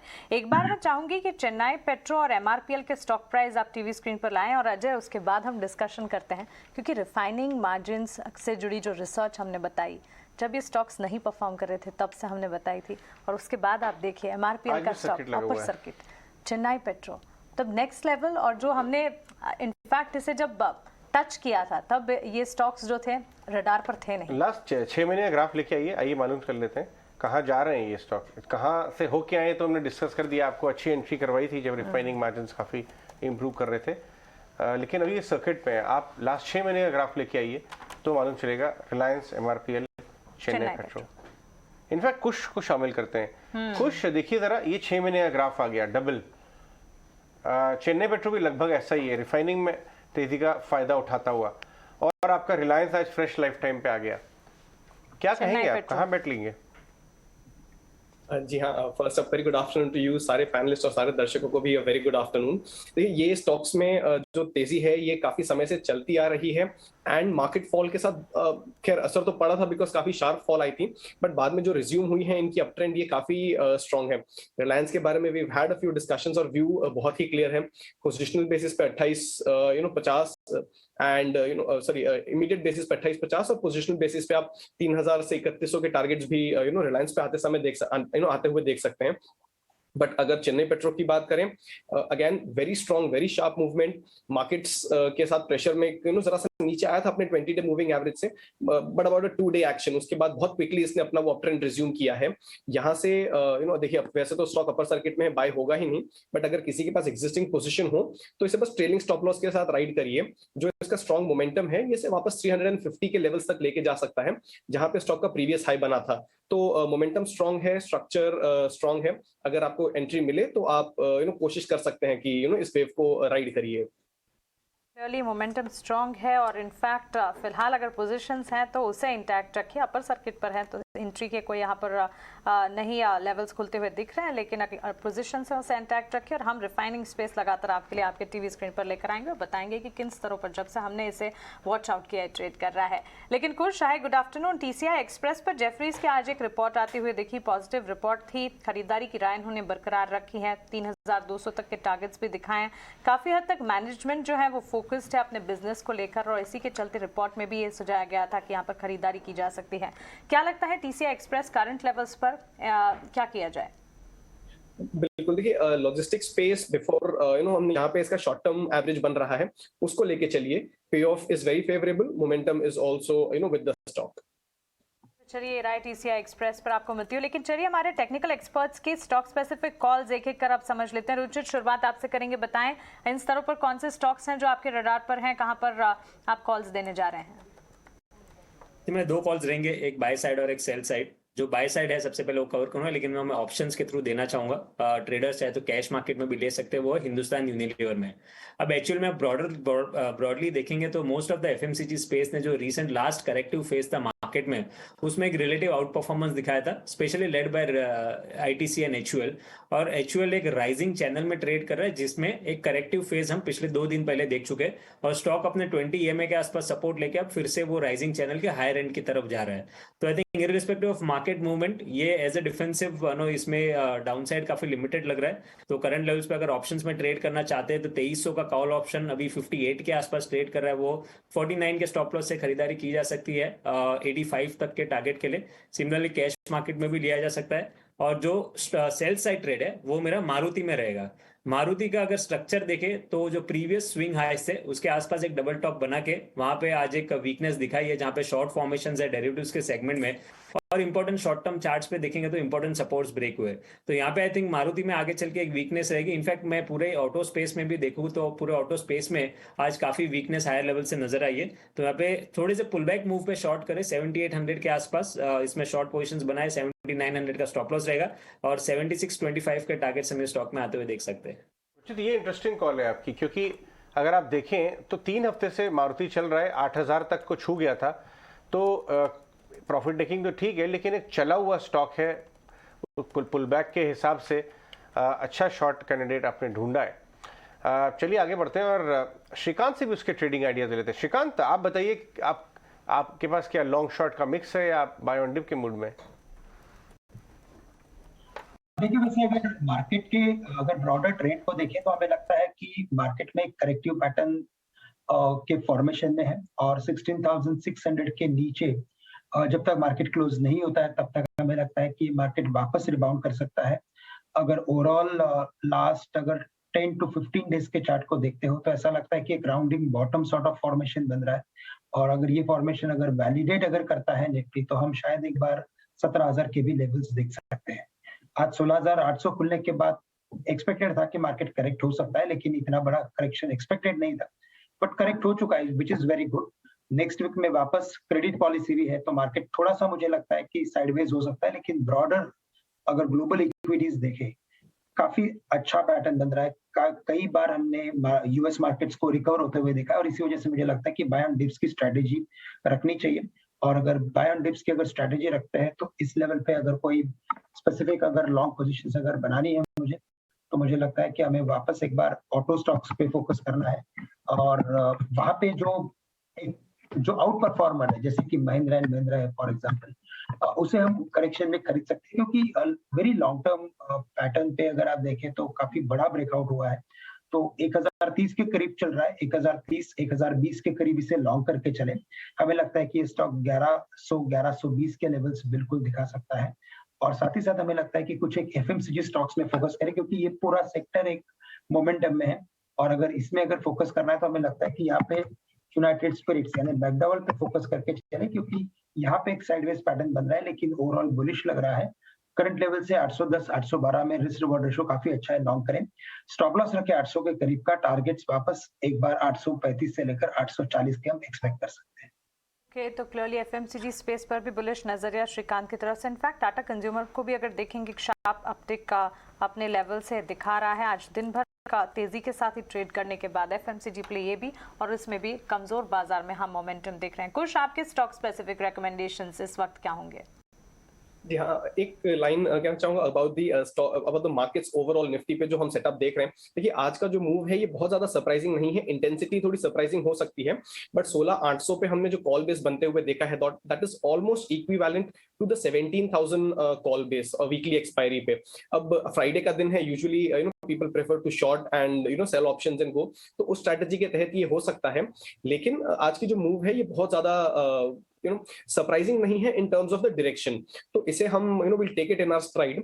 जैसा अभी श्रीकांत भी बता रहे थे, जब तक 16,600 इनफैक्ट थोड़ी सी अगर मैं नीचे जाऊं 16,400 के जो जोन्स हैं जहां पुट बेस बने हुए हैं, ये अगर मेंटेन रहते हैं तो हम यहाँ पे बाय ऑन डिप्स लेके चल सकते हैं। विद दैट इन माइंड मेरे दो पिक्स हैं। One of them is from the IT pack which is KPIT tech. देखिए स्टॉक में हमने काफी अच्छा मूवमेंट देखा है, काफी समय से स्टॉक एक रेंज में ट्रेड कर रहा था। मार्केट वीकनेस के साथ जो इसमें फॉल आई थी उसमें स्टॉक ने अपने 200 डे मूविंग एवरेज को रिस्पेक्ट करके वहां से काफी अच्छा रिबाउंड दिया है, और पिछले कुछ सेशंस में हमने जो इसमें बाउंस आते हुए देखा है, ये एक अपट्रेंड की एक नए अपट्रेंड की शुरुआत हो रही है। यहाँ से अगर हम फ्रेश रेजिस्टेंस पॉइंट्स ढूंढें तो वो 600 के आसपास आ रहे हैं, so maybe just under that 590 के टारगेट्स के लिए इसे इमीडिएट बेसिस पे प्ले किया जा सकता है। यहाँ जो स्टॉप लॉस है वो बनेगा 535 के जोन्स पर। दूसरा जो स्टॉक है दैट इज विनती ऑर्गेनिक। अगेन इस स्टॉक में भी बहुत ही शार्प बहुत अच्छा मोमेंटम आया है, अपने एवरेजेस के ऊपर तो ट्रेड कर ही रहा है, लेकिन जो इसके इंडिकेटर्स हैं ये यहाँ से पॉजिटिव टर्न हुए हैं, suggesting that there is a lot of room on the upside. 2110 के आसपास के जोन्स थे जहां पे स्टॉक का रेजिस्टेंस था, और उसे क्रॉस करके अभी भी स्टॉक कंफर्टेबली उनके ऊपर ट्रेड कर रहा है। So I wouldn't rule out a move till 20 to 30 zones, और यहाँ स्टॉप लॉस जो है ये 2090 का लेके चल सकते हैं। इनफैक्ट बात कर रहे हैं अगर हम विनती की, आप डेज हाई की तरफ जाते हो खराब बाजार में, कुछ हमने सुबह दीपक फर्टिलाइजर की भी बात की थी, और एक बार दीपक नाइट्रेट सॉरी हाँ डिम्पी, उसके अंदर एक इंट्राडे रिबाउंड आया करीब 70-80 रुपए का, और आपने अगर वो डिक्लाइन में लिया सुबह तो आपको 70-80 रुपए मिल गए, उसके बाद आप निकल लिए वहां से। अब ये वापस डेज लो को टच कर रहा है। देखिए 1940 का फ्यूचर्स लेके आइए सर, फ्यूचर्स का इंट्राडे 1940 का तो कैश में ही बना था, और टॉप गया ये 2040 140 रुपए के आसपास का, 100 रुपए के आसपास का रिबाउंड आया। अब क्या करना चाहिए यहाँ से? ये करीब 1970 के आसपास आ गया है। श्रीकांत आप जरा एनालाइज करिए दीपक नाइट्रेट, क्योंकि आप सुबह के डिस्कशन में शामिल नहीं थे हमारे, आप फ्रेश आए तो एक आइडिया आप एकदम अनबाइस्ड से देंगे। इसके अंदर क्या डिक्लाइन पे पोजीशन ली जानी चाहिए, कौन से लेवल्स पे ली जानी चाहिए? देखिए अगर दीपक नाइट्रेट की अगर बात करें तो हमें लगता है कि ऐसे इंसिडेंट कि अगर देखा जाए तो ये इंसिडेंट काफी बड़ा था, लेकिन इस इंसिडेंट के लिए कंपनी ऑलवेज प्रिपेयर्ड रहती है, और हमें लगता है कि ओवरऑल अगर देखा जाए तो जैसे आज के दिन में बड़े वॉल्यूम्स के बावजूद ये स्टॉक गिरा नहीं है, तो टेक्निकली हमें ये समझ में आता है कि जो भी सेलिंग आनी थी, पैनिक सेलिंग, वो आ गई है और जो स्ट्रॉन्ग हैंड्स है उन्होंने इसे एक्वायर कर लिया है। तो करंट लेवल से तो हमें लगता है कि स्टॉक में downside is very very limited. 1950 या 1960 के करीब अभी ये ट्रेड कर रहा है। मुझे लगता है कि जब तक ये स्टॉक वापस अपने प्रीवियस लोज को नहीं तोड़ता है 1800, तब तक हमें लगता है कि ये स्टॉक अप ट्रेंड में ही रहेगा, और अगर अप ट्रेंड में अगर रहता है तो वापस से एक बार 2200 के लेवल से रिविजिट कर सकता है। तो करंट लेवल से हमें लगता है कि अगर कोई भी करेक्शन अगर आता है तो बिल्कुल इसे लॉन्ग करके चले। ठीक है। वैसे इसके अंदर अजय, मैंने अभी फ्यूचर्स का इसका डाटा चेक किया, इसके अंदर 31% का ओपन इंटरेस्ट एडिशन है। श्रीकांत भी इसको देख ही रहे होंगे। अगर आप जून कॉन्ट्रैक्ट देखेंगे तो इसका मतलब है कि आज एग्रेसिव शॉर्टिंग तो हुई है इसके अंदर, और जो टिपिकली पुल बैक होता है तो वो आज पुल बैक हुआ एक फेज में, लेकिन वो वही फेज वापस से खत्म भी हुआ है, सस्टेन नहीं हो पाया क्योंकि शॉर्ट्स का प्रेशर काफी है। 31% कम नहीं है ये। आप जो शॉर्टिंग बता रहे हैं ना, ये शॉर्ट टर्म वाली है, लेकिन जो श्रीकांत देख रहे हैं ना कि ये 1900 के आसपास इसमें स्ट्रॉन्ग हैंड पोजिशनल प्ले के लिए, उन्हें मालूम है लेने के बाद 20-50 रुपए निकल जाएगा। 100% वो रहेगा, क्योंकि उनकी अप्रोच और आजकल जो ट्रेडर्स की अप्रोच बिल्कुल है वो अलग अलग होती है। इसलिए श्रीकांत अपनी जगह यहाँ पे बिल्कुल ठीक आते हुए दिख रहे हैं। खैर नहीं, हाँ, एक शेयर मेरे लिस्ट में है, वो पिछले 2 दिन से चल भी रहा है, ज्योति लैब। एक बार आप इसे शेयर दिखाएं। मार्केट जैसे से टूट रहा है वैसे वैसे स्ट्रांग हो रहा है। पिछले 4-5 दिनों से ऐसा ही कुछ हो रहा है। ज्योति लैब के अंदर काफी अच्छा एक बिल्डअप बनता हुआ दिख रहा है। आप देखिए 3-3.5% अभी ऊपर भी है ये। एक बार इस पे आपका कुछ रिकमेंडेशन चाहिए। मान लीजिए मैं पोजिशनल ट्रेडर हूँ, मैं रखूंगा इस पूरे क्वार्टर के अंदर इसको, क्या ज्योति लैब मेरी लिस्ट में फिट कैंडिडेट है? एक क्वार्टर के लिए रखना चाहता हूँ। 158 का रेट है, 2:47 का टाइम है, 3 तारीख है आज। जी बिल्कुल। ये हमारे जब हम स्टॉक्स सिलेक्शन के लिए फिल्टर्स लगाते हैं या जब हम एनालाइज करते हैं तो इनमें भी काफी बार ये आया है, काफी बार इस लिस्ट में आया है इसका नाम। काफी अच्छा मोमेंटम इसमें हम देख रहे हैं काफी समय से। कुछ दिनों पहले इसमें डिलीवरी वॉल्यूम भी काफी अच्छी स्पाइक हुई थी, which is a good sign. अच्छी बात यह है कि स्टॉक में एक अच्छा मोमेंटम बना हुआ था और उसके बाद भी हम इसमें फॉलो थ्रू बाइंग आती हुई देख रहे हैं। बस एक इसमें जो कंसर्न है वो यही कि 160 के जो लेवल्स जहां पे अभी ये ट्रेड कर रहा है, इसके आसपास इसमें जरा सा रेजिस्टेंस है। लेकिन जो मोमेंटम है और जो सेटअप हम देख रहे हैं इंडिकेटर्स पे, ये दर्शा रहा है कि शायद यहाँ से स्टॉक और ऊपर जा सकता है। और अगर आप पोजिशनल ट्रेड लेना चाहते हैं देन नथिंग लाइक दैट। उस इस केस में आप इसको होल्ड कर सकते हैं 175 to 178 के टारगेट्स के लिए। और यहाँ पे जो स्टॉप लॉस बनेगा ये होगा आपका करीब 150-149 के जो जोन्स हैं, तो उन लेवल्स के आसपास। तो पे ऑफ रेशियो आपके लिए यहाँ पे काफी प्रॉफिटेबल है। स्टॉक ने बहुत ही अच्छे बहुत ही समय के बाद कंसोलिडेशन करके फिर एक ब्रेकआउट दिया है, which means it's on a multi month breakout level, और यहाँ से काफी ऊपर जा सकता है। तो 175 के टारगेट्स डेफिनेटली आप इस पे आते हुए देख सकते हैं कुछ समय में, और 150 का स्टॉप लॉस लेके चलिए। ओके, ज्योति लैबोरेटरीज पर ये रहा है। विनती ऑर्गेनिक्स इनफैक्ट देखिए, और ये स्पेस भी काफ़ी हद तक इस स्टॉक में भी लगातार एक्शन हम देख रहे हैं, और दिन ब दिन हम इस स्टॉक में तेज़ी के साथ ही ट्रेड्स देख रहे हैं, चाहे फिर बाजार की चाल कहीं पर भी जाती हुई दिखे। लेकिन चलिए आगे बढ़ते, और एक इम्पॉर्टेंट खबर, यूपी इन्वेस्टर्स समिट में इंडस्ट्री ने 80,000 करोड़ रुपए के निवेश के लिए करार किए हैं। समिट पर पूरी डिटेल्स के साथ हमारे सहयोगी आमिर हमारे साथ जुड़ गए हैं। आमिर, बताएं इस समिट में क्या कुछ खास निकल कर आ रहा है, क्या डिटेल्स हैं आपके पास? जी बिल्कुल, देखिए एक बड़ा मौका उत्तर प्रदेश जैसे सूबे के लिए, जो आबादी के लिहाज से बड़ा है, क्षेत्रफल के हिसाब से बड़ा है, लेकिन औद्योगिक विकास के मामले में बाकी दूसरे सूबों के मुकाबले पीछे दिखाई देता है। पिछले कई दशकों से इस तरह की कोशिश नहीं हुई जिस तरह की कोशिश पिछले 5 साल योगी सरकार के, खासतौर से केंद्र की मोदी सरकार से जिस तरह की मदद मिली है उसके बाद जो हमने देखा है। तो आज जहां 80,000 करोड़ के निवेश मिल रहे हैं, इन्वेस्टमेंट्स मिल रहे हैं, पहली ग्राउंड ब्रेकिंग सेरेमनी जो 2018 में हुई थी, वहां जरूर यह आंकड़ा 4,60,000 करोड़ के आसपास था। लेकिन यह भी देखें कि पिछले 2 साल में कोविड-19 की वजह से इकोनॉमी का जो नुकसान हुआ है उसके बाद ये 80,000 करोड़ के इन्वेस्टमेंट का आंकड़ा भी बेहद बड़ा है। और जहां एक तरफ हम जिंदल्स को देख रहे थे, अदानीज, अंबानीज और बिरला और लुलू ग्रुप के कॉर्पोरेट्स को देख रहे हैं कि यहाँ इन्वेस्टमेंट प्रपोजल्स लेकर आए, वहां तमाम छोटे बड़े ऐसे इंडस्ट्रियल एंटरप्राइजेज हैं 1400 से ज्यादा तादाद में जो योगदान देंगे निवेश करने के लिए, उत्तर प्रदेश को आगे बढ़ाने के लिए। और इसमें 800 से ज्यादा माइक्रो, स्मॉल और मीडियम स्केल एंटरप्राइजेस के हैं जो जाहिर सी बात है छोटे स्तर पर जो काम करने वाले उद्योगपति हैं, निवेशक हैं, उनको फ़ायदा पहुंचाने वाले हैं और उनका योगदान जिस रूप में प्रदेश की उन्नति में होने वाला है उसको आगे लाने वाले हैं। और ये सभी सेक्टर्स में हैं। आप देखें कि जहां एक तरफ रिन्यूएबल एनर्जी के क्षेत्र में इन्वेस्टमेंट्स आ रहे हैं, वहीं दूसरी तरफ टूरिज्म है, आईटी है, इलेक्ट्रॉनिक्स है, एग्रीकल्चर का सेक्टर है, एनिमल हस्बेंड्री का है। तो कोई भी जो सेक्टर है वो अछूता नहीं रहा है। और जो ज़िले हैं, अभी तक हमने देखा कि पश्चिमी उत्तर प्रदेश के गौतम बुद्ध नगर, नोएडा और गाजियाबाद में ज़्यादातर इस तरह के इन्वेस्टमेंट्स हुए हैं, लेकिन अब तमाम दूसरे क्षेत्रों में सूबे के पूर्वांचल के चंदौली से लेकर शाहजहांपुर, बरेली, फतेहपुर, उसके अलावा आगरा, मथुरा, मेरठ, सहारनपुर, ऐसे तमाम ज़िले जो अभी तक पीछे रह गए थे औद्योगिक विकास की इस दौड़ में, लेकिन अब जिस तरह से योगी सरकार आगे कदम बढ़ा रही है, तेज़ी से विकास होता हुआ दिखाई दे रहा है। चाहे फ्रेट कॉरिडोर की बात करें, चाहे 6 नए एक्सप्रेसवेज की बात करें, 5 नए इंटरनेशनल एयरपोर्ट्स उत्तर प्रदेश में आए हैं और इन सब का फ़ायदा आने वाले दिनों में उत्तर प्रदेश में औद्योगिक विकास और उन्नति में मिलने वाला है।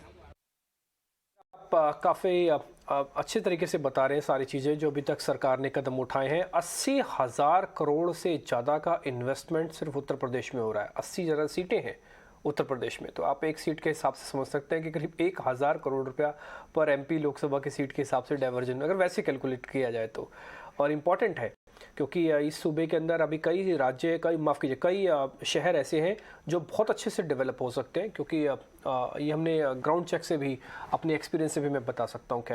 खैर आगे बढ़ते हैं हम इस खबर के साथ साथ ही, क्योंकि जो मेजर नाम है वो सारे के सारे आपकी स्क्रीन पर आ रहे हैं। जैसे हीरन अदानी ग्रुप जो कि रियल एस्टेट से जुड़े हुए हैं, अडानी ग्रुप ने भी कुछ अनाउंसमेंट किए, बिरला ग्रुप ने भी कुछ अनाउंसमेंट्स किए। सारे के सारे अनाउंसमेंट्स आप ग्राफिक्स के जरिए पे देख भी पा रहे हैं। बाजार इस समय निफ्टी भी लाल निशान में है। बैंक निफ्टी तो 1% नीचे जा ही चुका है।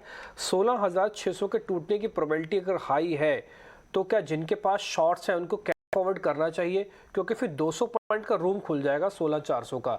खुश यही क्वेश्चन मेरा आपसे है, मान लीजिए किसी ने आज ऊपर शॉर्ट किया, ज़्यादा समझदारी दिखाई और उसको डाटा समझ में आया, रीड किया, शॉर्ट किया है, तो आज 16,600 को वेट करे कि टूटे, या फिर बिना वेट करे भी शॉर्ट्स को कैरी करके जा सकता है?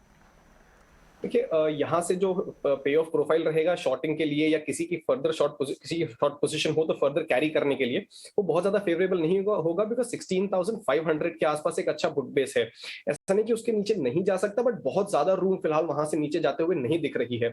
अगर आप शॉर्ट कैरी कर रहे हैं, it will be a good idea to cover them and book your profits and take home. देखिए एनीवे हम मार्केट में काफी समय से गैप अप गैप डाउन वाला सीन देख रहे हैं। हो सकता है आपका व्यू सही हो, बट अगर मंडे को गैप डाउन के बाद फिर से मार्केट नीचे जाता है तो वो एक प्रेफरेबल सिनेरियो नहीं होगा। या अगर आप कैरी करना चाहें तो buy a call option strategy hedge करके ले जाइए। That will probably be a wiser way to take home your shots, अगर आप वही व्यू रखते हैं तो। But 16,500 is where the Nifty could hold momentarily, तो एक बार के लिए बुक करना भी will not be a bad idea. ठीक है, इसके अलावा कुछ एक और शेयर मैं अपनी लिस्ट में से ऐसे खंगाल रहा हूँ कि जहाँ आपको दिखे कि ये इंटरेस्टिंग प्ले हो सकते हैं, बकिंग द ट्रेंड है, बाजार के बिल्कुल उलट चल रहे हैं। उसमें से ज्योति लैब था, एक और है किरी इंडस्ट्रीज़। ये पहले किरी डाई के नाम से था, किरी इंडस्ट्रीज़ आप देखेंगे तो 482 रुपये के आसपास का शेयर होगा। एक बार आप चेक करें, ये करीब अभी 5% ऊपर है। आज दिन में एक अच्छा वॉल्यूम आया, अभी पूरी तरह से गुम नहीं हुआ है। ऑल दो वॉल्यूम कम वाला शेयर है, इसलिए आप जो भी बात अभी एनालिस्ट रखेंगे अपने माइंड में ये बात भी रखिएगा कि ये लो वॉल्यूम स्टॉक है। श्रीकांत, अगर आप देख पाएँ, ऑलरेडी वैसे आपकी शीट में रहते हैं फ्यूचर्स के शेयर, लेकिन 12 बजे के आसपास ना एक ज़बरदस्त वॉल्यूम के साथ ये शेयर चला है। ये वॉल्यूम का पैटर्न भी हमने दिखाया अभी स्क्रीन पर आपको। किरी इंडस्ट्रीज़ का एक बार जरा बताइए, कैरी फॉरवर्ड ट्रेड है कि नहीं है?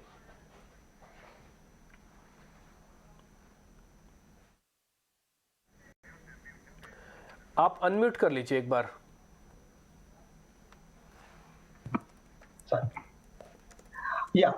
काफी इंटरेस्टिंग पैटर्न इनफैक्ट ये बना रहा है, और मल्टीपल सपोर्ट्स लेने के बाद ये स्टॉक वापस रिवर्स हो चुका है। और इनफैक्ट अगर आप देखें तो अक्टूबर इनफैक्ट और नीचे और पीछे, यानी कि जुलाई 2020 से कई बार ये स्टॉक 400 के करीब आया है और कई बार ये स्टॉक वापस 550 या 600 के करीब गया है। इस बार भी इसमें काफी अच्छे वॉल्यूम्स है और रिकवरी बनी है। तो मुझे लगता है कि ये जो इम्पैक्ट है, ये जो प्राइस प्लस वॉल्यूम का जो इम्पैक्ट है, अभी चार्ट पे दिख रहा है, वो मुझे लगता है कि और सस्टेन हो सकता है और कैरी हो सकता है। और जैसे आपने बताया वैसे मुझे लगता है कि बिल्कुल ये कैरी फॉरवर्ड ट्रेंड बन सकता है। और यहाँ पे अगर लॉन्ग पोजीशंस अगर बनानी है तो मुझे लगता है कि जो करंट लेवल्स है 482, 483 के, इसी के करीब इसे बाय करें। आज का जो वेटेड एवरेज है मुझे लगता है कम से कम 500 के लेवल्स को ये मंडे छूने आ सकता है। और अगर कुछ लॉन्ग पोजीशंस को अगर कैरी करना है तो जो स्टॉप लॉस रखना है वो हम रखेंगे 470 के करीब का। तो 470 का स्टॉप लॉस रखें, 500 का टारगेट्स रखें, और इन द बेस्ट केस हमें लगता है कि 530 या 540 के भी लेवल्स ये दिखा सकता है। तो चलिए, ये राय आपको किरी इंडस्ट्रीज पर दे दी गई है। 5% कैप मूव्स, ऑफ कोर्स ऊपरी स्तरों से मुनाफा वसूली जरूर देख रहा है, लेकिन चलिए आगे बढ़ते हैं। और रुचित, फाइन ऑर्गेनिक्स के स्टॉक को देखिए, जिस तरह की एक तरफा चाल ये पिछले कुछ दिनों में दिखा रहा था, जो मजबूती यहाँ पर हम देख रहे थे, एंट्री लेवल्स बन नहीं रहे थे, आज यहाँ पर 10% की गिरावट नजर आ रही है। क्या आपको लगता है इन स्तरों पर, या फिर आपके हिसाब से एंट्री लेवल्स अगर बनते हुए दिख रहे हैं, कौन से टारगेट्स आप सुझाएंगे, किन स्तरों पर एक बार एंटर करने के बारे में सोचा जा सकता है? क्योंकि पहली बार ऐसा काफी समय में हम देख रहे हैं जहाँ पर ये स्टॉक जो है गिरावट देख रहा है। ये तो रिसेंटली देखे, जो प्रीवियस स्विंग हाइज ये स्टॉक ने ब्रेक किया था वो 4520 के आसपास थे। तो जनरली क्या होता है कि जब भी इंपॉर्टेंट रेजिस्टेंसेस ब्रेक करने के बाद में ऐसे पुल बैक मूव्स आते हैं तो प्रीवियस रेजिस्टेंसेस सपोर्ट की तरह एक्ट करता है। So maybe I think no, क्योंकि स्टॉक में प्राइस अप मूव शार्प था तो ऐसे करेक्शंस भी शार्प रहेंगे, और 4500 के आसपास आता है तो वहां पे स्टॉक सपोर्ट लेता हुआ दिख सकता है, जहां पे previous highs as well as 20 EMA भी स्टॉक के प्लेस्ड है। तो करंट लेवल्स पे नहीं, लेकिन अगर 4500 के आसपास मिलता है तो आई थिंक वहां पे रिस्क रिवॉर्ड रेशियो फेवरेबल हो सकता है कुछ कॉन्ट्रा ट्रेड्स लेने के लिए। ये राय आपको फाइन ऑर्गेनिक्स पर मिली है। इस बीच इंडिया बुल्स हाउसिंग फाइनेंस, इसे आज सुबह भी हम देख रहे थे, आज दिन भर में स्टॉक में ट्रेड नजर आए हैं। कुछ इंडिया बुल्स हाउसिंग फाइनेंस पर एक बार अपनी राय दीजिए, क्योंकि हाउसिंग फाइनेंस स्पेस जिस तरह से हम देख रहे हैं, सीमेंट प्ले नजर आ रहा है, रियल एस्टेट में डिमांड बढ़ती दिख रही है, कंस्ट्रक्शन लगातार, इंफ्रास्ट्रक्चर स्पेंडिंग जो बढ़ती हुई दिख रही है, ऑफ कोर्स हाउसिंग फाइनेंस पर भी एक इम्पैक्ट पड़ ही रहा है। अब भी हम देख रहे हैं 5% के आप मूव्स के इंडिया बुल्स पर दिख रहे हैं, आपकी राय क्या होगी? यानी कि बहुत ही समय से स्टॉक एक नेगेटिव जोन में चल रहा है। स्ट्रक्चरली अगर मैं बात करूं ओवर शॉर्ट मीडियम टर्म तो ये काफी वीक है। पिछले कुछ दिनों में स्टॉक ने 110 के आसपास एक बेस बना के एक अच्छा उछाल दिया है, बट अभी भी अपने 20-डे मूविंग एवरेज को नहीं क्रॉस कर पाया है। मैं पॉजिटिविटी के संकेत ढूंढ रहा हूं, विच इज स्टॉक ने बेस बनाया है, 110 के नीचे नहीं गया काफी समय से, इंडिकेटर्स इसके माइल्डली पॉजिटिव टर्न हो रहे हैं, लेकिन you see this is what it is कि ये स्टॉक में हमें पॉजिटिविटी ढूंढनी पड़ रही है। ओवरऑल स्ट्रक्चर जरा नेगेटिव है।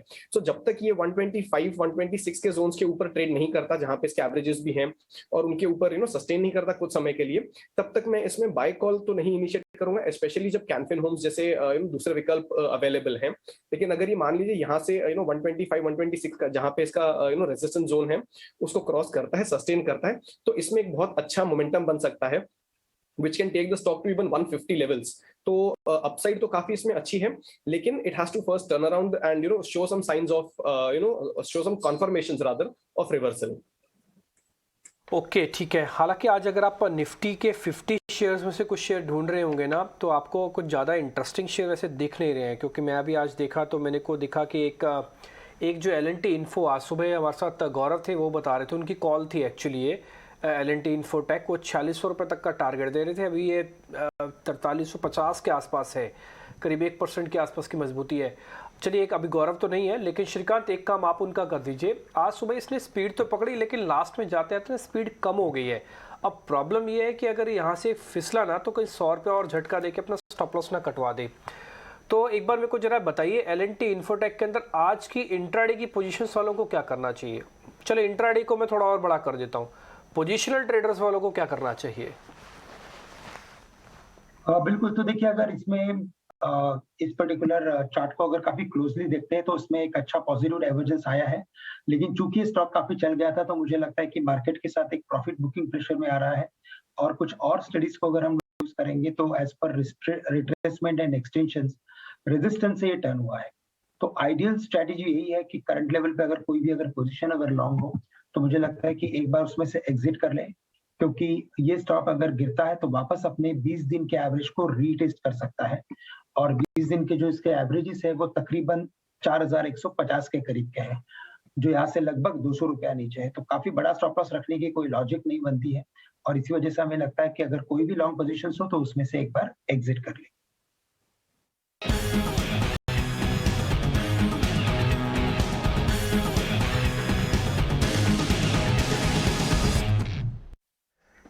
ठीक है, तो थोड़ा पोजीशंस को कम भी रखें और कोशिश करें जो पोजीशंस रख रहे हैं वो थोड़ी पक्की हों। अब मिस्टर भसीन हमारे साथ जुड़ चुके हैं। भसीन जी, ये निफ्टी ऑलमोस्ट 16,100 200 से 16,800 तक आया। ये 600 पॉइंट की जो मूवमेंट आई उसको सिर्फ एक प्रॉफिट बुकिंग के तौर पर देखें या फिर कुछ आप और इसमें भी नोटिस कर रहे हैं सर? नहीं, बिल्कुल प्रॉफिट बुकिंग है। 700-800 पॉइंट के बाद प्रॉफिट बुकिंग आएगी और आज थोड़ी सी माइक्रोसॉफ्ट की गाइडेंस लोअर है एंड सो ऑन, बट ये सब प्राइसेस में है। मिड कैप में ये जो सेलिंग आई है, I think it is on low volumes. ये लेने वाले मौके हैं। I won't be surprised if last half an hour में वापस बाइंग आए। और मंडे को I am very very positive, next week we should see 17,000 again. It will be mid caps which will lead the rally. तो I would be more stock specific. Index can see both side gyration, but I am very sure market is under owned and there will be huge buying support around these levels, maybe today, after in the end and in tomorrow. Bhasin साहब, फिर एक काम आप कीजिए, अपने एक तो update दे दीजिए आपके जो शेयर्स हैं, और अगर कुछ नए शेयर्स बताना चाहते हैं वो भी बता दीजिए। तो देखिए, सबसे पहले बताऊं, आरती इंडस्ट्रीज आपको सुबह कहा था।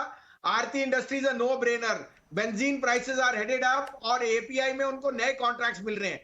Both of them make Aarti the best play to be. 725 रुपए में आपको पहले सुबह सुबह कहा था 35 रुपए, इसको रखिए। इसमें 715 का स्टॉप लॉस रखिए।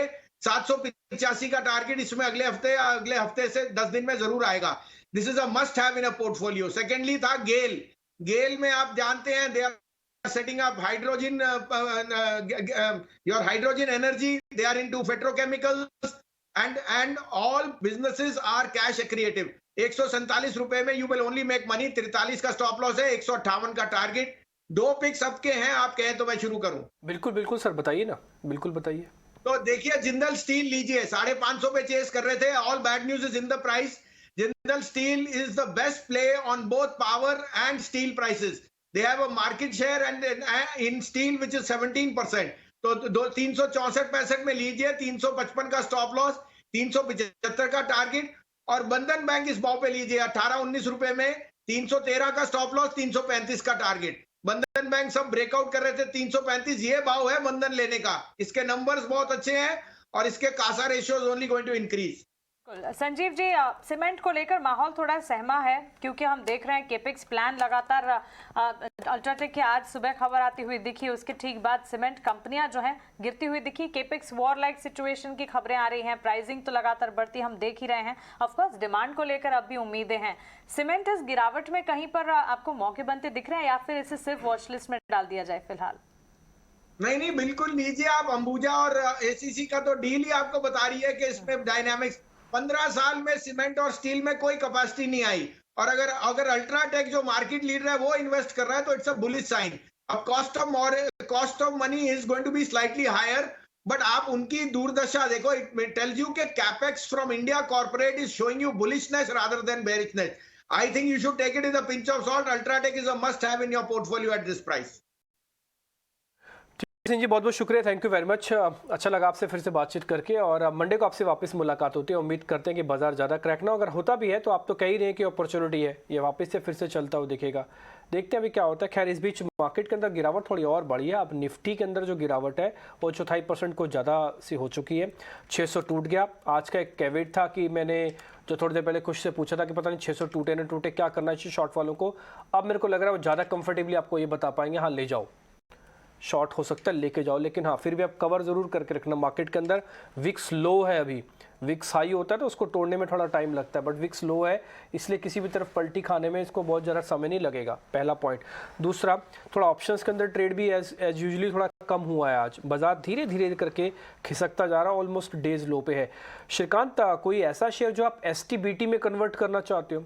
आपको लग रहा है कि ठीक है, ऑल दो मार्केट भले ठीक है थोड़ा रेंज में रहेगा, लेकिन ये शेयर ने अपने क्रिटिकल लेवल्स को आज ब्रेक किया और ये STBT कैंडिडेट हो गया।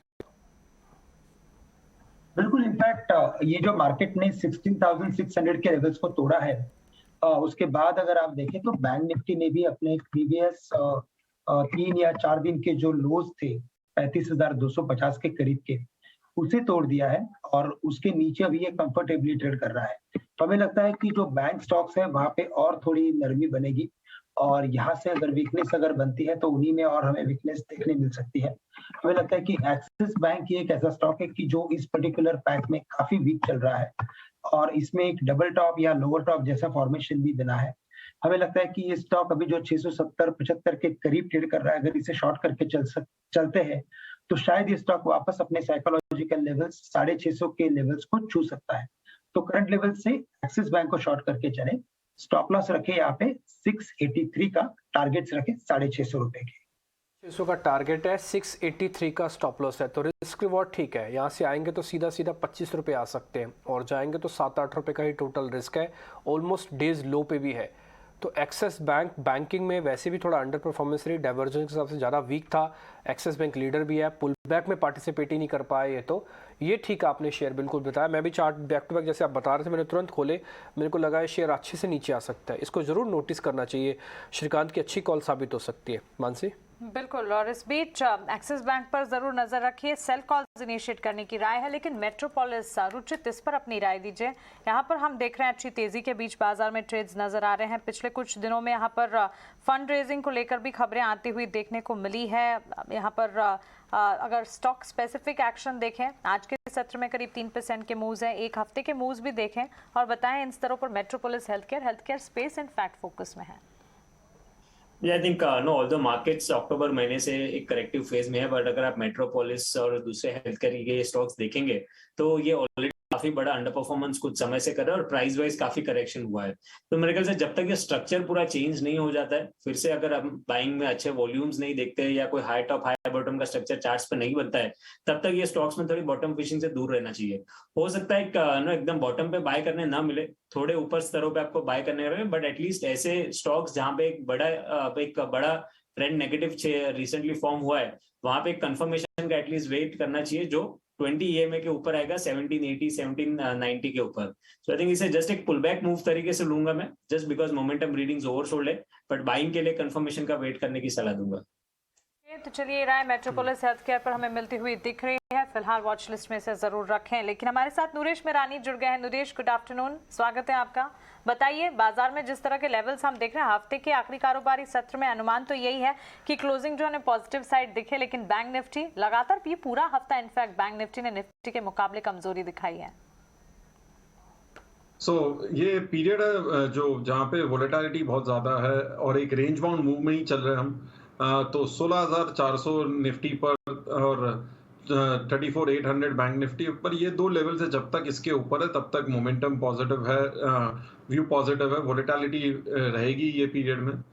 मेरा मानना ये है कि बाय ऑन डिप्स मार्केट है और जो शॉर्ट टर्म रेजिस्टेंस था 16,800, आज हमने वहीं से सेलिंग देखी है और कोई रिकवरी नहीं आ पाई पूरे दिन में।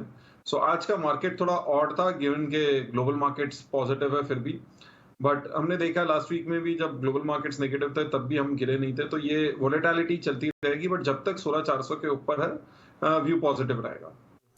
नरेश, इसकी प्रोबेबिलिटी अगर वैसे तो ये हो सकता है, आप लगेंगे कि आप ये क्या पूछ रहे हैं, लेकिन फिर भी मैं अगर आपसे पूछूं 16,400 के चांसेस ज्यादा है टूटने के या फिर 16,800 पहले आ जाएगा? मेरा मानना है 16,800 पहले आ सकता है। 16,800 पहले आ सकता है। अच्छा, अगर 16,800 पहले आने वाला है नरेश, तो फिर ये लेके कौन आएगा? रिलायंस इंडस्ट्रीज 6% रिटर्न दे चुका है, ये पैटर्न चेंज होगा या फिर रिलायंस के पास ही रहेगा, रिलायंस ही लेके आएगा ऊपर? नहीं, मेरा मानना है कि जो रेस्ट ऑफ द मार्केट है कि जहाँ पे ऑटोज है, बैंक्स है, इवन आईटी थोड़ा बाउंस हो सकता है। मानना ये है कि बैंक्स ऑटोज एक लीडरशिप लेंगे। बिल्कुल, बैंक्स ऑटोज की लीडरशिप तो है। ऐसे में नरेश, आप कौन से स्टॉक्स हैं जो सुझा रहे हैं? एज ऑफ नाउ दो स्टॉक, एक एक्सट्रीमली रिस्की स्टॉक जिसमें आज प्राइस वॉल्यूम एक्शन हुआ है वो इंडिया बुल्स हाउसिंग, जिसने एक ऑलमोस्ट 10% ऊपर जाके अब नीचे आया, बट वॉल्यूम 3 to 5x है। Strict stop loss 121, target 140। दूसरा एक डिफेंसिव स्टॉक रहेगा एनटीपीसी, जहाँ पे जो शॉर्ट टर्म ब्रेकआउट था उसके बाद फिर से आ गया 154-155 रेंज में, स्टॉप लॉस 153, टारगेट 165।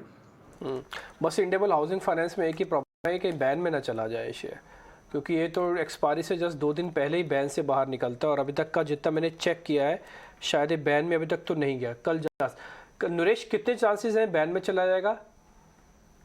मेरे ख्याल से आज तो सुबह में तो इतना हुआ ही नहीं था कि बैन में जा सके अगले 2-3 दिनों। चलो ठीक है, अच्छी बात है बैन में नहीं जाए। हालांकि बस इसके साथ एक ही प्रॉब्लम होती है, बार बार बैन में चला जाता है।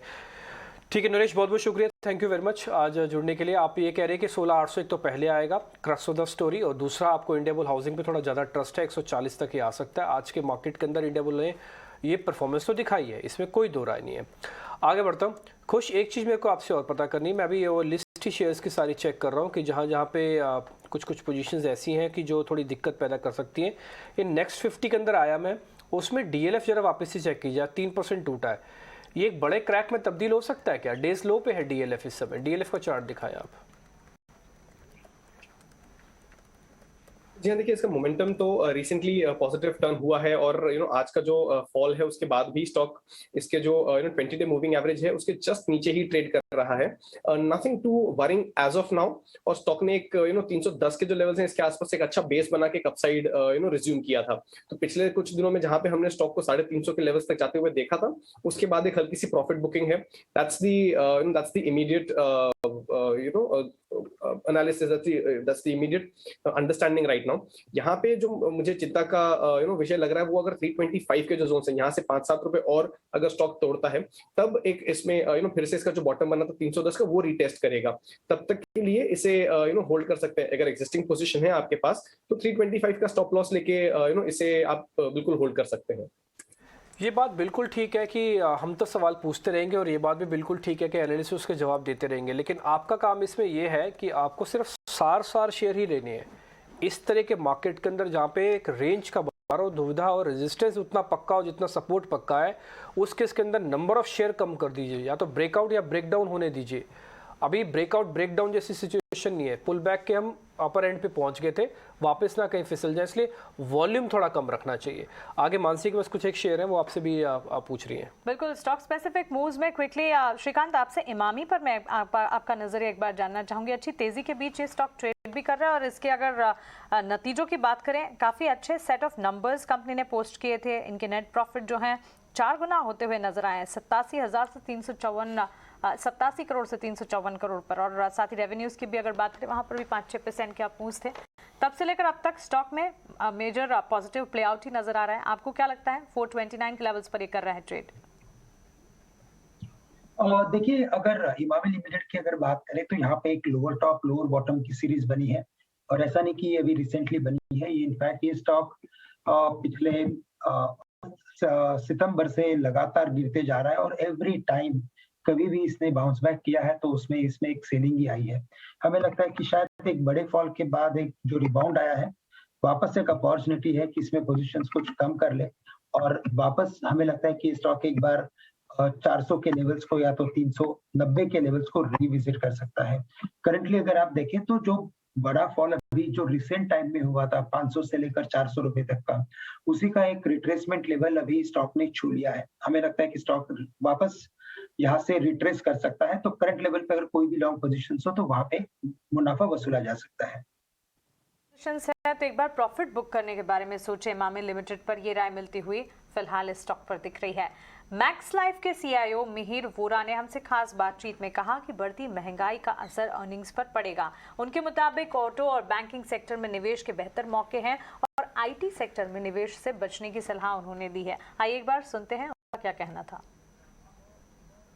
इन्फ्लेशन एक कंसर्न का एरिया है। जिस तरह से महंगाई बढ़ रही है खाने पीने की चीजों में, कंजम्पशन के आइटम्स में, और अब धीरे धीरे करके जो सर्विसेज हैं वहां भी क्रीप इन हो रही है, क्योंकि सर्विसेज का भी जो इनपुट होता है काफी ट्रांसपोर्टेशन कॉस्ट होता है, वेज एम्प्लॉइज को देने होते हैं, और एम्प्लॉइज का जब खर्चा बढ़ता है तो they ask for wage hikes. और हमने देखा है कि काफी सारी सर्विसेज वगैरह में भी जो सैलरी लेवल्स है, वेजेस हैं, वो बढ़ रही हैं। तो ये इन्फ्लेशन एक स्ट्रक्चरल चीज होती जा रही है।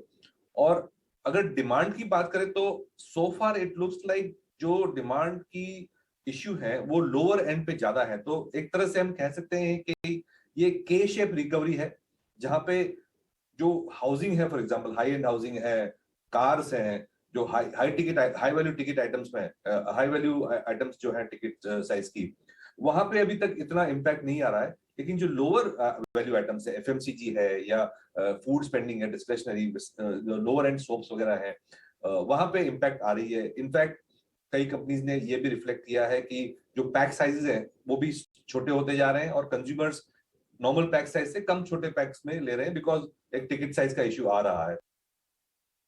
दोनों ऐसे सेक्टर थे जो to some extent under perform किए थे। और विद इन ऑटोमोबाइल्स काफी सारे सेगमेंट्स है, फॉर एग्जांपल ट्रैक्टर्स की जो डिमांड है, क्योंकि सर्टेन एरियाज ऑफ फार्मिंग को फायदा हो रहा है, फूड प्राइसेस ऊपर जा रहे हैं लेकिन फर्टिलाइजर प्राइसेस इतने ऊपर नहीं गए, तो जो नीश सेगमेंट है ट्रैक्टर की, उसमें अच्छा डिमांड है। कार हमने देखा था काफी महीनों से स्लगिश चल रही थी, और तो some element of pent up demand भी है कार्स में। और स्कूटर्स में अभी मिक्स सिग्नल्स हैं, तो ऑटो में हम कहें तो it's a mix and match kind of situation, across the board हम कॉल नहीं ले सकते। रही बात जो आईटी की, हमें ऐसा लग रहा है कि अभी गोइंग फॉरवर्ड जो अगर मैक्रो कॉल ले नेक्स्ट 3 साल का, तो हमें ज्यादा डोमेस्टिक इकोनॉमी पे फोकस करना चाहिए, क्योंकि जो best of the US corporate stimulus था, कॉर्पोरेट स्पेंडिंग था, और IT for consumer, work from home, online करके जो था, उसकी स्पेंडिंग एक बंचअप हो चुकी थी आफ्टर द कोविड स्टिमुलस। लेकिन वो आई think the best is over for corporate spending on technology. और मुझे लग रहा है कि जो वैल्यूएशंस जिस तरह से आउट परफॉर्म करे हैं आईटी स्टॉक्स ने, तो महंगे हो चुके हैं। तो रिलेटिवली स्पीकिंग, एक जो लास्ट 2 महीने में जो आईटी स्टॉक्स ने जो शार्प अंडर परफॉर्मेंस किया था, उसकी वजह से 5-10% का जो बाउंस आ रहा है वो आ सकता है। लेकिन स्ट्रक्चरली अगर 3 से 5 साल देखें, तो we would prefer the local companies rather than exporters like IT. और लोकल में फिर कंजम्पशन भी आ जाता है, बैंकिंग एंड फाइनेंस भी आ जाता है, इंफ्रास्ट्रक्चर एंड कैपिटल गुड्स भी आ जाता है, तो वो हमारा फोकस ज्यादा रहेगा। आईटी मुझे लग रहा है the best is over. Okay, तो मिहिर की तरफ से बाजार पर ये नजरिया। लेकिन चलिए, हमारे साथ कुणाल बोथरा भी अब जुड़ गए हैं। स्टॉक्स पर तो उनसे चर्चा करेंगे, लेकिन कुणाल, आने वाला हफ्ता इवेंट स्पेसिफिक है, आरबीआई की पॉलिसी पर फोकस रहेगा। क्या लगता है आज के सेंटिमेंट्स जैसे नजर आ रहे हैं, नेक्स्ट वीक के लिए क्या रिस्की ट्रेड्स हैं? जी हाँ, आई थिंक आज का सेटअप देख के तो ऐसा लग रहा है कि शायद मार्केट बहुत कॉशियस होकर नेक्स्ट वीक के लिए अप्रोच कर रहा है, बिकॉज आज की जो डे है वो एग्जैक्ट मिरर ऑपोजिट है जो कल की डे थी। कल हमने ओपनिंग डाउन साइड पे थी, बट हमने रिकवर अच्छा किया। आज ओपनिंग काफ़ी स्ट्रॉन्ग थी, बट हमने right from the open Nifty, bank Nifty, काफ़ी सारे जो स्ट्रॉन्गर सेक्टर्स पे थे उसमें हमने सेलिंग देखी। तो आज का जो सबसे क्रिटिकल पार्ट था सेशन का, बिकॉज जब हम एक रेजिस्टेंस की तरफ जाते हैं 16,800 17,000 की बात कर रहे थे, तब हम चाहते हैं कि हमारे स्ट्रॉन्गर सेक्टर्स परफॉर्म करें। बट आज स्टार्टिंग से ही हमने देखा कि निफ्टी, ऑटो, बैंकिंग, इन सब में सेलिंग आ रही थी, but at the same time IT stocks में थोड़ी सी रिकवरी आ रही थी। तो अगर आपका स्ट्रेंथ परफॉर्म ना करे रेजिस्टेंस पे, और अगर आपके वीकर स्टॉक्स परफॉर्म करें, तो कहीं ना कहीं मार्केट का जो मिक्सचर है वो वीक था। एक जो पॉइंट था जो मार्केट में I think till 1 o'clock 2 o'clock तक जो होल्ड अप कर रहा था, वो था इंडिया विक्स, बिकॉज वो 19.3 19.4 के आसपास ट्रेड कर रहा था। तो शायद एक ऐसा चांस था कि पॉसिबली अगर इंडिया विक्स ज़्यादा ना बढ़े तो मार्केट में रिकवरी आ सकती है, बट वो भी अभी फिलहाल 20 क्रॉस कर चुका है। बिल्कुल 20 के आपको जहाँ पे स्क्रीन पर भी दिख रहा है। एक और कैवेट भी था जो बाजार को बचा रहा पिछले 2 दिन से, वो था, कुणाल आपने देखा होगा, वो था रिलायंस इंडस्ट्रीज। मैं ये तो नहीं बोलूँगा कि रिवर्सल इसका शुरू हो गया, बट हाँ, अपनी स्ट्रेंथ को क्या खो सकता है। मेरे लिए प्रॉब्लम ये है कि अगर ये 27.55 या 27.50 के लेवल को ब्रेक कर गया तो 100 रुपया और टूट जाएगा क्या? जी हाँ, पॉसिबल हो सकता है डिप्टी जी, बिकॉज आज का जो गैप है वो बहुत क्रूशियल गैप हो सकता है रिलायंस इंडस्ट्रीज के लिए। आज जैसे स्टॉक ने 2750 के आसपास एक बेस बनाया, वहीं से एक रैली स्टार्ट हो गई थी, इंडिकेटर्स ब्रेकआउट जोन पे आ गए हैं। तो जनरली जब रिवर्सल्स होते हैं तब ये गैप को फिल करना बहुत ज़्यादा स्ट्रॉन्ग हो जाता है। तो अगर मे बी मंडे ट्यूसडे अगर ये 2 दिन में अगर ये गैप फिल हो जाता है रिलायंस इंडस्ट्रीज के लिए, तो शायद पॉसिबल है कि स्टॉक में रिवर्सल आ सकता है। बट अगर अपसाइड में ये देखिएगा अगर रिलायंस में गैप फिल ना हो तो पॉसिबिलिटी हो सकता है कि स्टॉक न्यू हाई पे भी आ सकता है। एक शेयर मेरे को आपसे और पता करना है, रेमको सीमेंट के अंदर जो फॉल हो रहा है ना, थोड़ा एबनॉर्मल दिख रहा है मेरे को in the terms of a price. ऐसा नहीं कि आज ही टूटा है, अगर आप इसका मंथली चार्ट देखेंगे आपको लग रहा होगा कि हर जगह पर इसने अपने आप को सेलिंग में पार्टिसिपेट करवाया। ये डैमेज और कितना दे सकता है सर? 10% ऑलरेडी नीचे आ चुका है आज। तो इन स्टॉक्स में जो बिगेस्ट तकलीफ आ रही है डिम्पी जी, वो है कि सेलिंग में वॉल्यूम्स बहुत स्ट्रांग होते जा रहे हैं। बाइंग में वॉल्यूम्स नहीं आ रही है, बाउंस हो रहे हैं, तो 4-5 दिन के बाउंस हो जाता है, वो भी बहुत एकदम शैलो बाउंस होता है, वॉल्यूम्स बिल्कुल पार्टिसिपेट नहीं करते। और जब हम डाउन साइड देखते हैं तो सडनली हम देखते हैं कि वॉल्यूम्स की फोर्स और इंटेंसिटी ज़्यादा है। ये जनरली इंडिकेट करता है कि बॉटम फिलहाल नियर नहीं है इन स्टॉक्स में, तो अभी भी सेलिंग प्रेशर मेंटेन्ड है इन स्टॉक्स में। आइडली बाउंस के लिए खेलना बहुत ज़्यादा रिस्की होगा। आप या तो फिर वेट कीजिए कि प्राइस एक ब्रेकआउट लेवल पे आ जाए, एक पर्टिकुलर क्रॉसओवर कर दे, या आप एक्सपेक्ट करो कि स्टॉक में कंसोलिडेशन आ जाए जहां पे शायद थोड़ी सी वॉल्यूम पिकअप हो जाए। दोनों ही फैक्टर्स फिलहाल नहीं दिख रहे सीमेंट स्टॉक्स में। ओके, तो चलिए स्टॉक्स तो कई सारे डिम्पी ने आपसे पूछे और उस पर आपकी राय भी, लेकिन आपके हिसाब से स्टॉक स्पेसिफिक रिकमेंडेशंस आज के लिए क्या है फिर? तो मैं फिलहाल थोड़ा लो बीटा स्टॉक्स में ज़्यादा प्रेफर करूंगा, तो 2 बाय कॉल्स यहाँ पे रहेंगे even in this market, assuming कि शायद लो बीटा स्टॉक्स परफॉर्म करे। HUL एक पहला स्टॉक रहेगा, हिंदुस्तान यूनिलीवर मेरे अनुमान से आई थिंक स्टॉक एक 150 पॉइंट के रेंज में चल रहा है। 2250 का सपोर्ट, 2400 का रेजिस्टेंस, रिस्क रिवॉर्ड रेशियो यहाँ पे बेटर हो सकता है, 2400 का टारगेट रख सकते हैं, स्टॉप लॉस 2250 का। और सेकंड स्टॉक जो पिक करूंगा वो है ITC, मेरे अनुमान से 275 का ब्रेकआउट इंट्राडे पे तो दिया था, बट अगर क्लोजिंग बेसिस पे अगर कंफर्म कर दे तो शायद इसमें भी एक अच्छा मूव आ सकता है नेक्स्ट वीक में। ITC को भी बाय के लिए रिकमेंड करूंगा, टारगेट 285, स्टॉप लॉस 270। इसमें कोई दो राय नहीं है कि ITC ने बहुत अच्छे से अपने आप को प्रोटेक्ट किया, 260 के लेवल को प्रोटेक्ट किया। बाजार के अंदर कितनी उथल पुथल हुई, लेकिन हाँ ये ठीक है, अगर बाजार का कॉन्टेरियन मूव के हिसाब से भी देखना है तो ITC उसमें फिट बैठ सकता है। ये शेयर तो बिल्कुल ठीक लगते हैं यहाँ पे, ITC पे भी ध्यान रखेगा। कुछ एक और शेयर है मेरी लिस्ट में जहाँ पर आज इन्होंने बकिंग द ट्रेंड किया, यानी कि बाजार के उलट थोड़ा चल रहे हैं, वो है बिरला सॉफ्ट। आज हमने डेरिवेटिव का सेगमेंट होता है हमारा 12 बजे का, उसमें हमने शेयर को डिस्कस किया था। एक बार खुश आप इस शेयर को देखिए, बिरला सॉफ्ट को, क्या ये कैरी ओवर ट्रेड है, क्या लेके जाने वाला सौदा है? देखो इसने अपनी स्ट्रेंथ नहीं खोई है, IT का फ्लेवर भी इसके साथ है, पुल बैक का अच्छा कंटेंडर है ये। जी हाँ बिल्कुल। और आज के मार्केट में जहाँ पे हम जरा वीकनेस देख रहे हैं मार्केट में, इस स्टॉक में हमने स्ट्रेंथ देखी है जहाँ पे ये अपने एवरेजेस के ऊपर ट्रेड कर रहा है। एक अच्छा बेस बना है इसमें 340 345 जो लेवल्स हैं उसके आसपास, और यही जो लेवल जहाँ पे अभी ये ट्रेड कर रहा है 380 के जो जोन्स हैं, इनफैक्ट 375 380 के जो जोन्स हैं, ये स्टॉक के लिए प्रीवियस रेजिस्टेंसेस थे। तो कपल ऑफ काउंट्स पे ये स्टॉक एक्चुअली खरा उतर रहा है। सो यहाँ से इसमें एक अपसाइड आता है वो हम देख सकते हैं 400। यूजुअली इन स्टॉक्स में जो मल्टीपल्स होते हैं 100 मल्टीपल्स, इनमें एक अच्छा कॉल बेस होता है, प्लस इसमें टेक्निकली भी एक रेजिस्टेंस 400 के आसपास दिख रहा है। तो हो सकता है कि इमीडिएट बेसिस पे शायद 400 के आसपास इसमें हॉल्ट आए, लेकिन जो मोमेंटम है उसके हिसाब से 400 तक इसे प्ले किया जा सकता है। यहाँ पे अगर आप स्टॉप लॉस लेके चले तो 374 375 के जो जोन्स हैं उसका स्टॉप लॉस लेके चलिए। पे ऑफ रेशियो भी आपके लिए फेवरेबल है, मोमेंटम भी इज विद द स्टॉक। इसके अलावा KPIT टेक्नोलॉजी भी एक IT की ही कंपनी है जहाँ पे आज मोमेंटम काफ़ी अच्छा देखने को मिल रहा है। अभी आपको स्क्रीन पे KPIT टेक भी दिख जाएगा। ये बिरला और KPIT टेक दोनों ही काफ़ी आज IT के अंदर मेरे को ऐसे शेयर्स दिख रहे हैं जहाँ पे शायद ये बढ़त गुम ना हो। एक दो शेयर में और पता करता हूँ। ICICI सिक्योरिटीज़ में आज जो बढ़त आई, हमको लग रहा था कि बाजार गिरावट आने पर ये ख़त्म हो जाएगी। रुचित एक बार ICICI सिक्योरिटीज़ का चार्ट देखिए, काफ़ी दिनों के बाद ये शेयर थोड़ा एक्टिव हुआ है और आज वॉल्यूम के साथ चला है। और मेरे लिए आज ये इसलिए नहीं कि 3% बढ़ा हुआ, मेरे लिए ये है कि बाजार के टूटने पर भी नहीं टूटा, नहीं तो ये शेयर बहुत जल्दी पार्टिसिपेट करता है प्रॉफिट बुकिंग में। एक बार जरा आपकी रिकमेंडेशन है कि एक्स्ट्राऑर्डिनरी आज जो ताकत दिखा रहे कल भी काम आएगी क्या? जो डिम्बे जी अगर देखें तो स्टॉक आई थिंक जनवरी के महीने में 836 के आसपास का हाई बना था, जहां से ये करेक्शन की शुरुआत हुई थी, और 836 से रीसेंट लो तक वन वे ये स्टॉक में फॉल रहा है बिना किसी मीनिंगफुल पुल बैक मूव के। आई थिंक मोमेंटम रीडिंग्स बहुत ओवरसोल्ड हो चुके हैं, और रिसेंटली भी जब हमने 15,700 से लेकर 16,700 तक 1000 पॉइंट की तेजी निफ्टी में देखी, जहां पे ब्रॉडर मार्केट्स में काफी सारे स्टॉक्स में पार्टिसिपेशन हुआ, लेकिन ये स्टॉक्स ने पार्टिसिपेट नहीं किया है। तो आई थिंक जस्ट बिकॉज इसके मंथली चार्ट्स के सपोर्ट पे है, मंथली 200 EMA के आसपास है और मोमेंटम रीडिंग्स ओवरसोल्ड है, तो ऐसे में एक पुल बैक मूव है, और ये पुल बैक मूव में 480-500 तक का स्तर एटलीस्ट शॉर्ट टर्म में जो प्रीवियस हाइज रेजिस्टेंसेस है वो टेस्ट कर सकते हैं।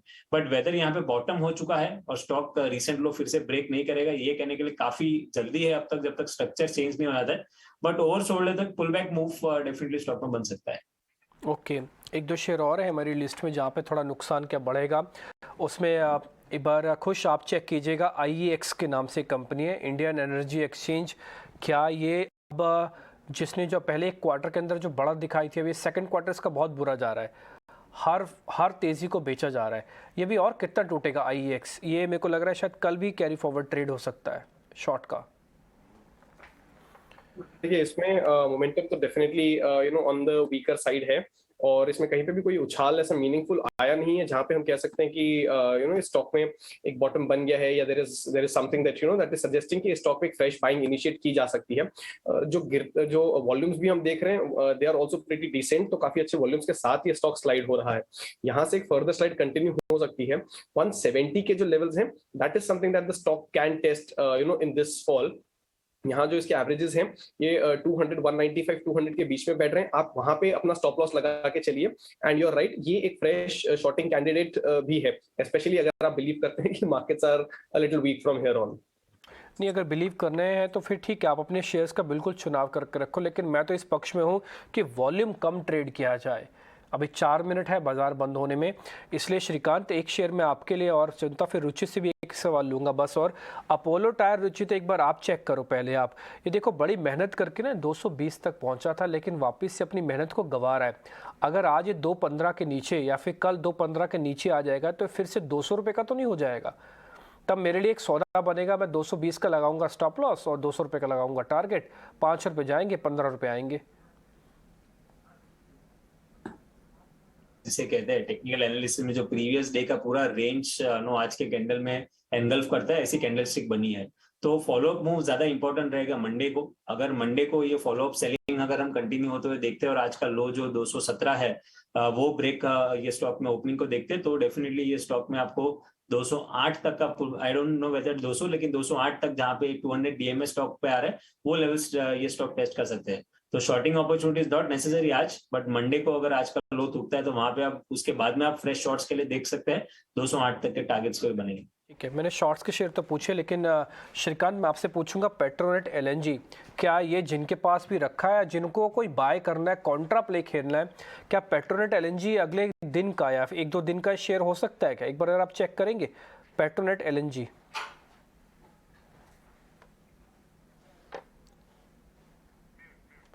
श्रीकांत आप अनम्यूट कर लीजिए प्लीज। सॉरी। वैसे पेट्रोनेट एलएनजी अगर आप देखें तो काफी चल चुका है, 190 के करीब था और वहां से बढ़ते बढ़ते वो 230 के करीब आ चुका है। और पिछले मुझे लगता है कि पिछले साल यानी कि दिसंबर 2021 में इसमें गैप डाउन ओपनिंग हुई थी, काफी बड़ा डिविडेंड इसने दिया था। उसी लेवल्स को रिटेस्ट करने के बाद अभी ये स्टॉक रुक गया है। तो मुझे लगता है कि करंट लेवल पे अगर कोई भी लॉन्ग पोजीशंस हो तो मुझे लगता है कि उसमें मुनाफा वसूल करके जा सकते हैं। कोई फ्रेश पोजीशंस लेके जाना मुझे लगता नहीं कि इसमें एडवाइजेबल है। ठीक है, ये शेयर गिर गया। एक्चुअली में चैनल का ब्रेक डाउन कर दिया इसने, एक बढ़ता हुआ क्रम था जिसको इसने डाउन किया। थोड़ी सपोर्ट्स थी, इसलिए मेरे को ऐसा लगा कि मैं पूछ लेता हूँ इस शेयर के बारे में कि कहीं बहुत ज़्यादा टूटने वाला तो नहीं है। आज 2 मार्केट के अंदर डैमेज हुआ है। पहला डैमेज एक तो लेवल्स के हिसाब से हुआ है जो कि आप 16,600 को तोड़ते हुए देख रहे हैं। दूसरा, आज कन्विक्शन का भी लॉस हुआ है मार्केट के अंदर। आज आपने अपनी बढ़त को, गैप को मेंटेन नहीं किया। तो कई बार क्या होता है, मार्केट ओवर हीटेड होने के बाद थोड़ा बहुत इस तरह का करता है, लेकिन ऐसा नहीं कि बहुत बड़े क्रैक के लिए आपको तैयार होना है, बहुत बड़ी वापस से तेज़ी आ जाएगी। वो सोमवार का सोमवार देखिएगा, शनिवार इतवार खूब एंजॉय कीजिए। खैर, क्लोजिंग की पूरी जानकारी सब चीज़ समेट के मानसी हमारे साथ जुड़ चुकी हैं वापस से। मानसी बताइए। बिल्कुल, तो बाजार जो है आज दिन भर परफॉर्म नहीं कर पाया। शुरुआत जरूर अच्छी होती हुई दिखी, लेकिन उसके बाद बाजार में जो गिरावट हावी होती हुई दिखी वो दिन भर वैसे की वैसे इंटैक्ट रही। खबरों के लिहाज से अगर देखें तो सीमेंट प्ले था जिस पर नजर रही, क्योंकि अल्ट्राटेक सीमेंट की तरफ से जो केपेक्स प्लान की खबर आती हुई दिखी उसके ठीक बाद अनुमान भी यही लगाया जा रहा था कि सीमेंट स्पेस जो है इससे एक हद तक कंसर्न्स बिल्टअप होते हुए दिखेंगे, उसमें कमजोरी आएगी। और बाजार के खुलते के साथ ही हमने देखा कि सीमेंट से जुड़ी तमाम कंपनियों में लाल निशान के साथ बिकवाली का दबाव देखने को मिला। जेके सीमेंट 8% टूटता हुआ, अल्ट्राटेक में 5% की गिरावट, इंडिया सीमेंट 3% टूटता हुआ, ग्रासिम में भी बिकवाली का दबाव रहा। लेकिन ऐसे में बाजार को संभालने का काम कौन कर रहा था? रिलायंस का स्टॉक देखिए, बाजार में इस गिरावट में भी रिलायंस के स्टॉक में तेजी के साथ ट्रेड्स नजर आए। 2% की ही सही, लेकिन क्लोजिंग भी जब हम देख रहे हैं रिलायंस में अच्छी तेजी के साथ ही कामकाज जहां पर नजर आ रहे हैं। इसके अलावा Infosys, of course technology space, IT sector ही था जो कि आज बाजार को संभाल रहा था। इसके अलावा तमाम सेक्टर्स, तमाम पॉकेट्स में लाल निशान के साथ कमजोरी हावी होती हुई दिखी थी। लेकिन आईटी स्पेस में अच्छी तेजी, चाहे फिर मिड कैप आईटी स्टॉक्स हो या फिर दिग्गज आईटी कंपनियां हो, अच्छी तेजी के साथ ही वहां पर ट्रेड्स नजर आ रहे थे। इन्फोसिस भी बाजार को सपोर्ट दे रहे थे। रिलायंस के ठीक साथ साथ इन्फोसिस में भी हरे निशान के साथ ही ट्रेड्स नजर आए। अपनी टीवी स्क्रीन पर आप एचसीएल टेक भी देख रहे हैं, करीब आधे % की तेजी दिखाते हुए। एलएनटी, एचयूएल, टीसीएस जैसे काउंटर्स इस सूची में शामिल रहे जहां पर बढ़त के साथ कामकाज दिखा, लेकिन बिकवाली जो थी आईसीआईसीआई बैंक के स्टॉक में सरप्राइजिंग गिरावट के साथ ट्रेड्स। एक्सिस बैंक में गिरावट हमने देखी, Grasim, Maruti, UltraTech cement to name a few, जहां पर सबसे ज्यादा बिकवाली का दबाव हावी होता हुआ दिखा। मिड कैप में gaining momentum India bulls housing finance का स्टॉक आज सुबह से हम वॉच आउट कर रहे थे और क्लोजिंग तक इस स्टॉक में अच्छी तेजी के बीच ही ट्रेड्स नजर आए। वहीं ICICI securities, Emami, trend, Castrol, city union bank जैसे स्टॉक्स थे जो कि मिड कैप स्पेस में अच्छी तेजी के साथ ट्रेड्स कर दिखा रहे थे। Losing category Ramco Cement, Dalmia Bharat, Dixon Technologies, Deepak Nitrite, Jindal Steel. News based impact रहा जिसके चलते कमजोरी थी और बाजार की तो अपनी कमजोरी थी ही जिसके चलते स्टॉक्स में भी कमजोरी का रुझान नजर आया।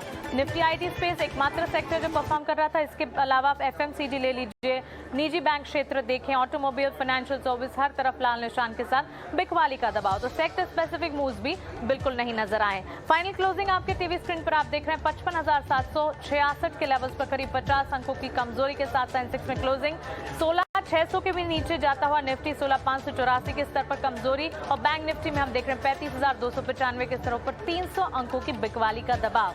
अब आने वाला हफ्ता काफी ट्रिगर्स है, आरबीआई की क्रेडिट पॉलिसी है, ऐसे में बाजार किस तरह के रिएक्शन दिखाएगा देखना काफी इंपॉर्टेंट होगा। हमारे तमाम टेक्निकल एक्सपर्ट्स का बहुत शुक्रिया हमारे साथ जुड़ने के लिए और फिलहाल क्लोजिंग कॉल्स में इतना ही, लेकिन आप बने रहें ईटी नाउ स्वदेश के साथ। नमस्कार।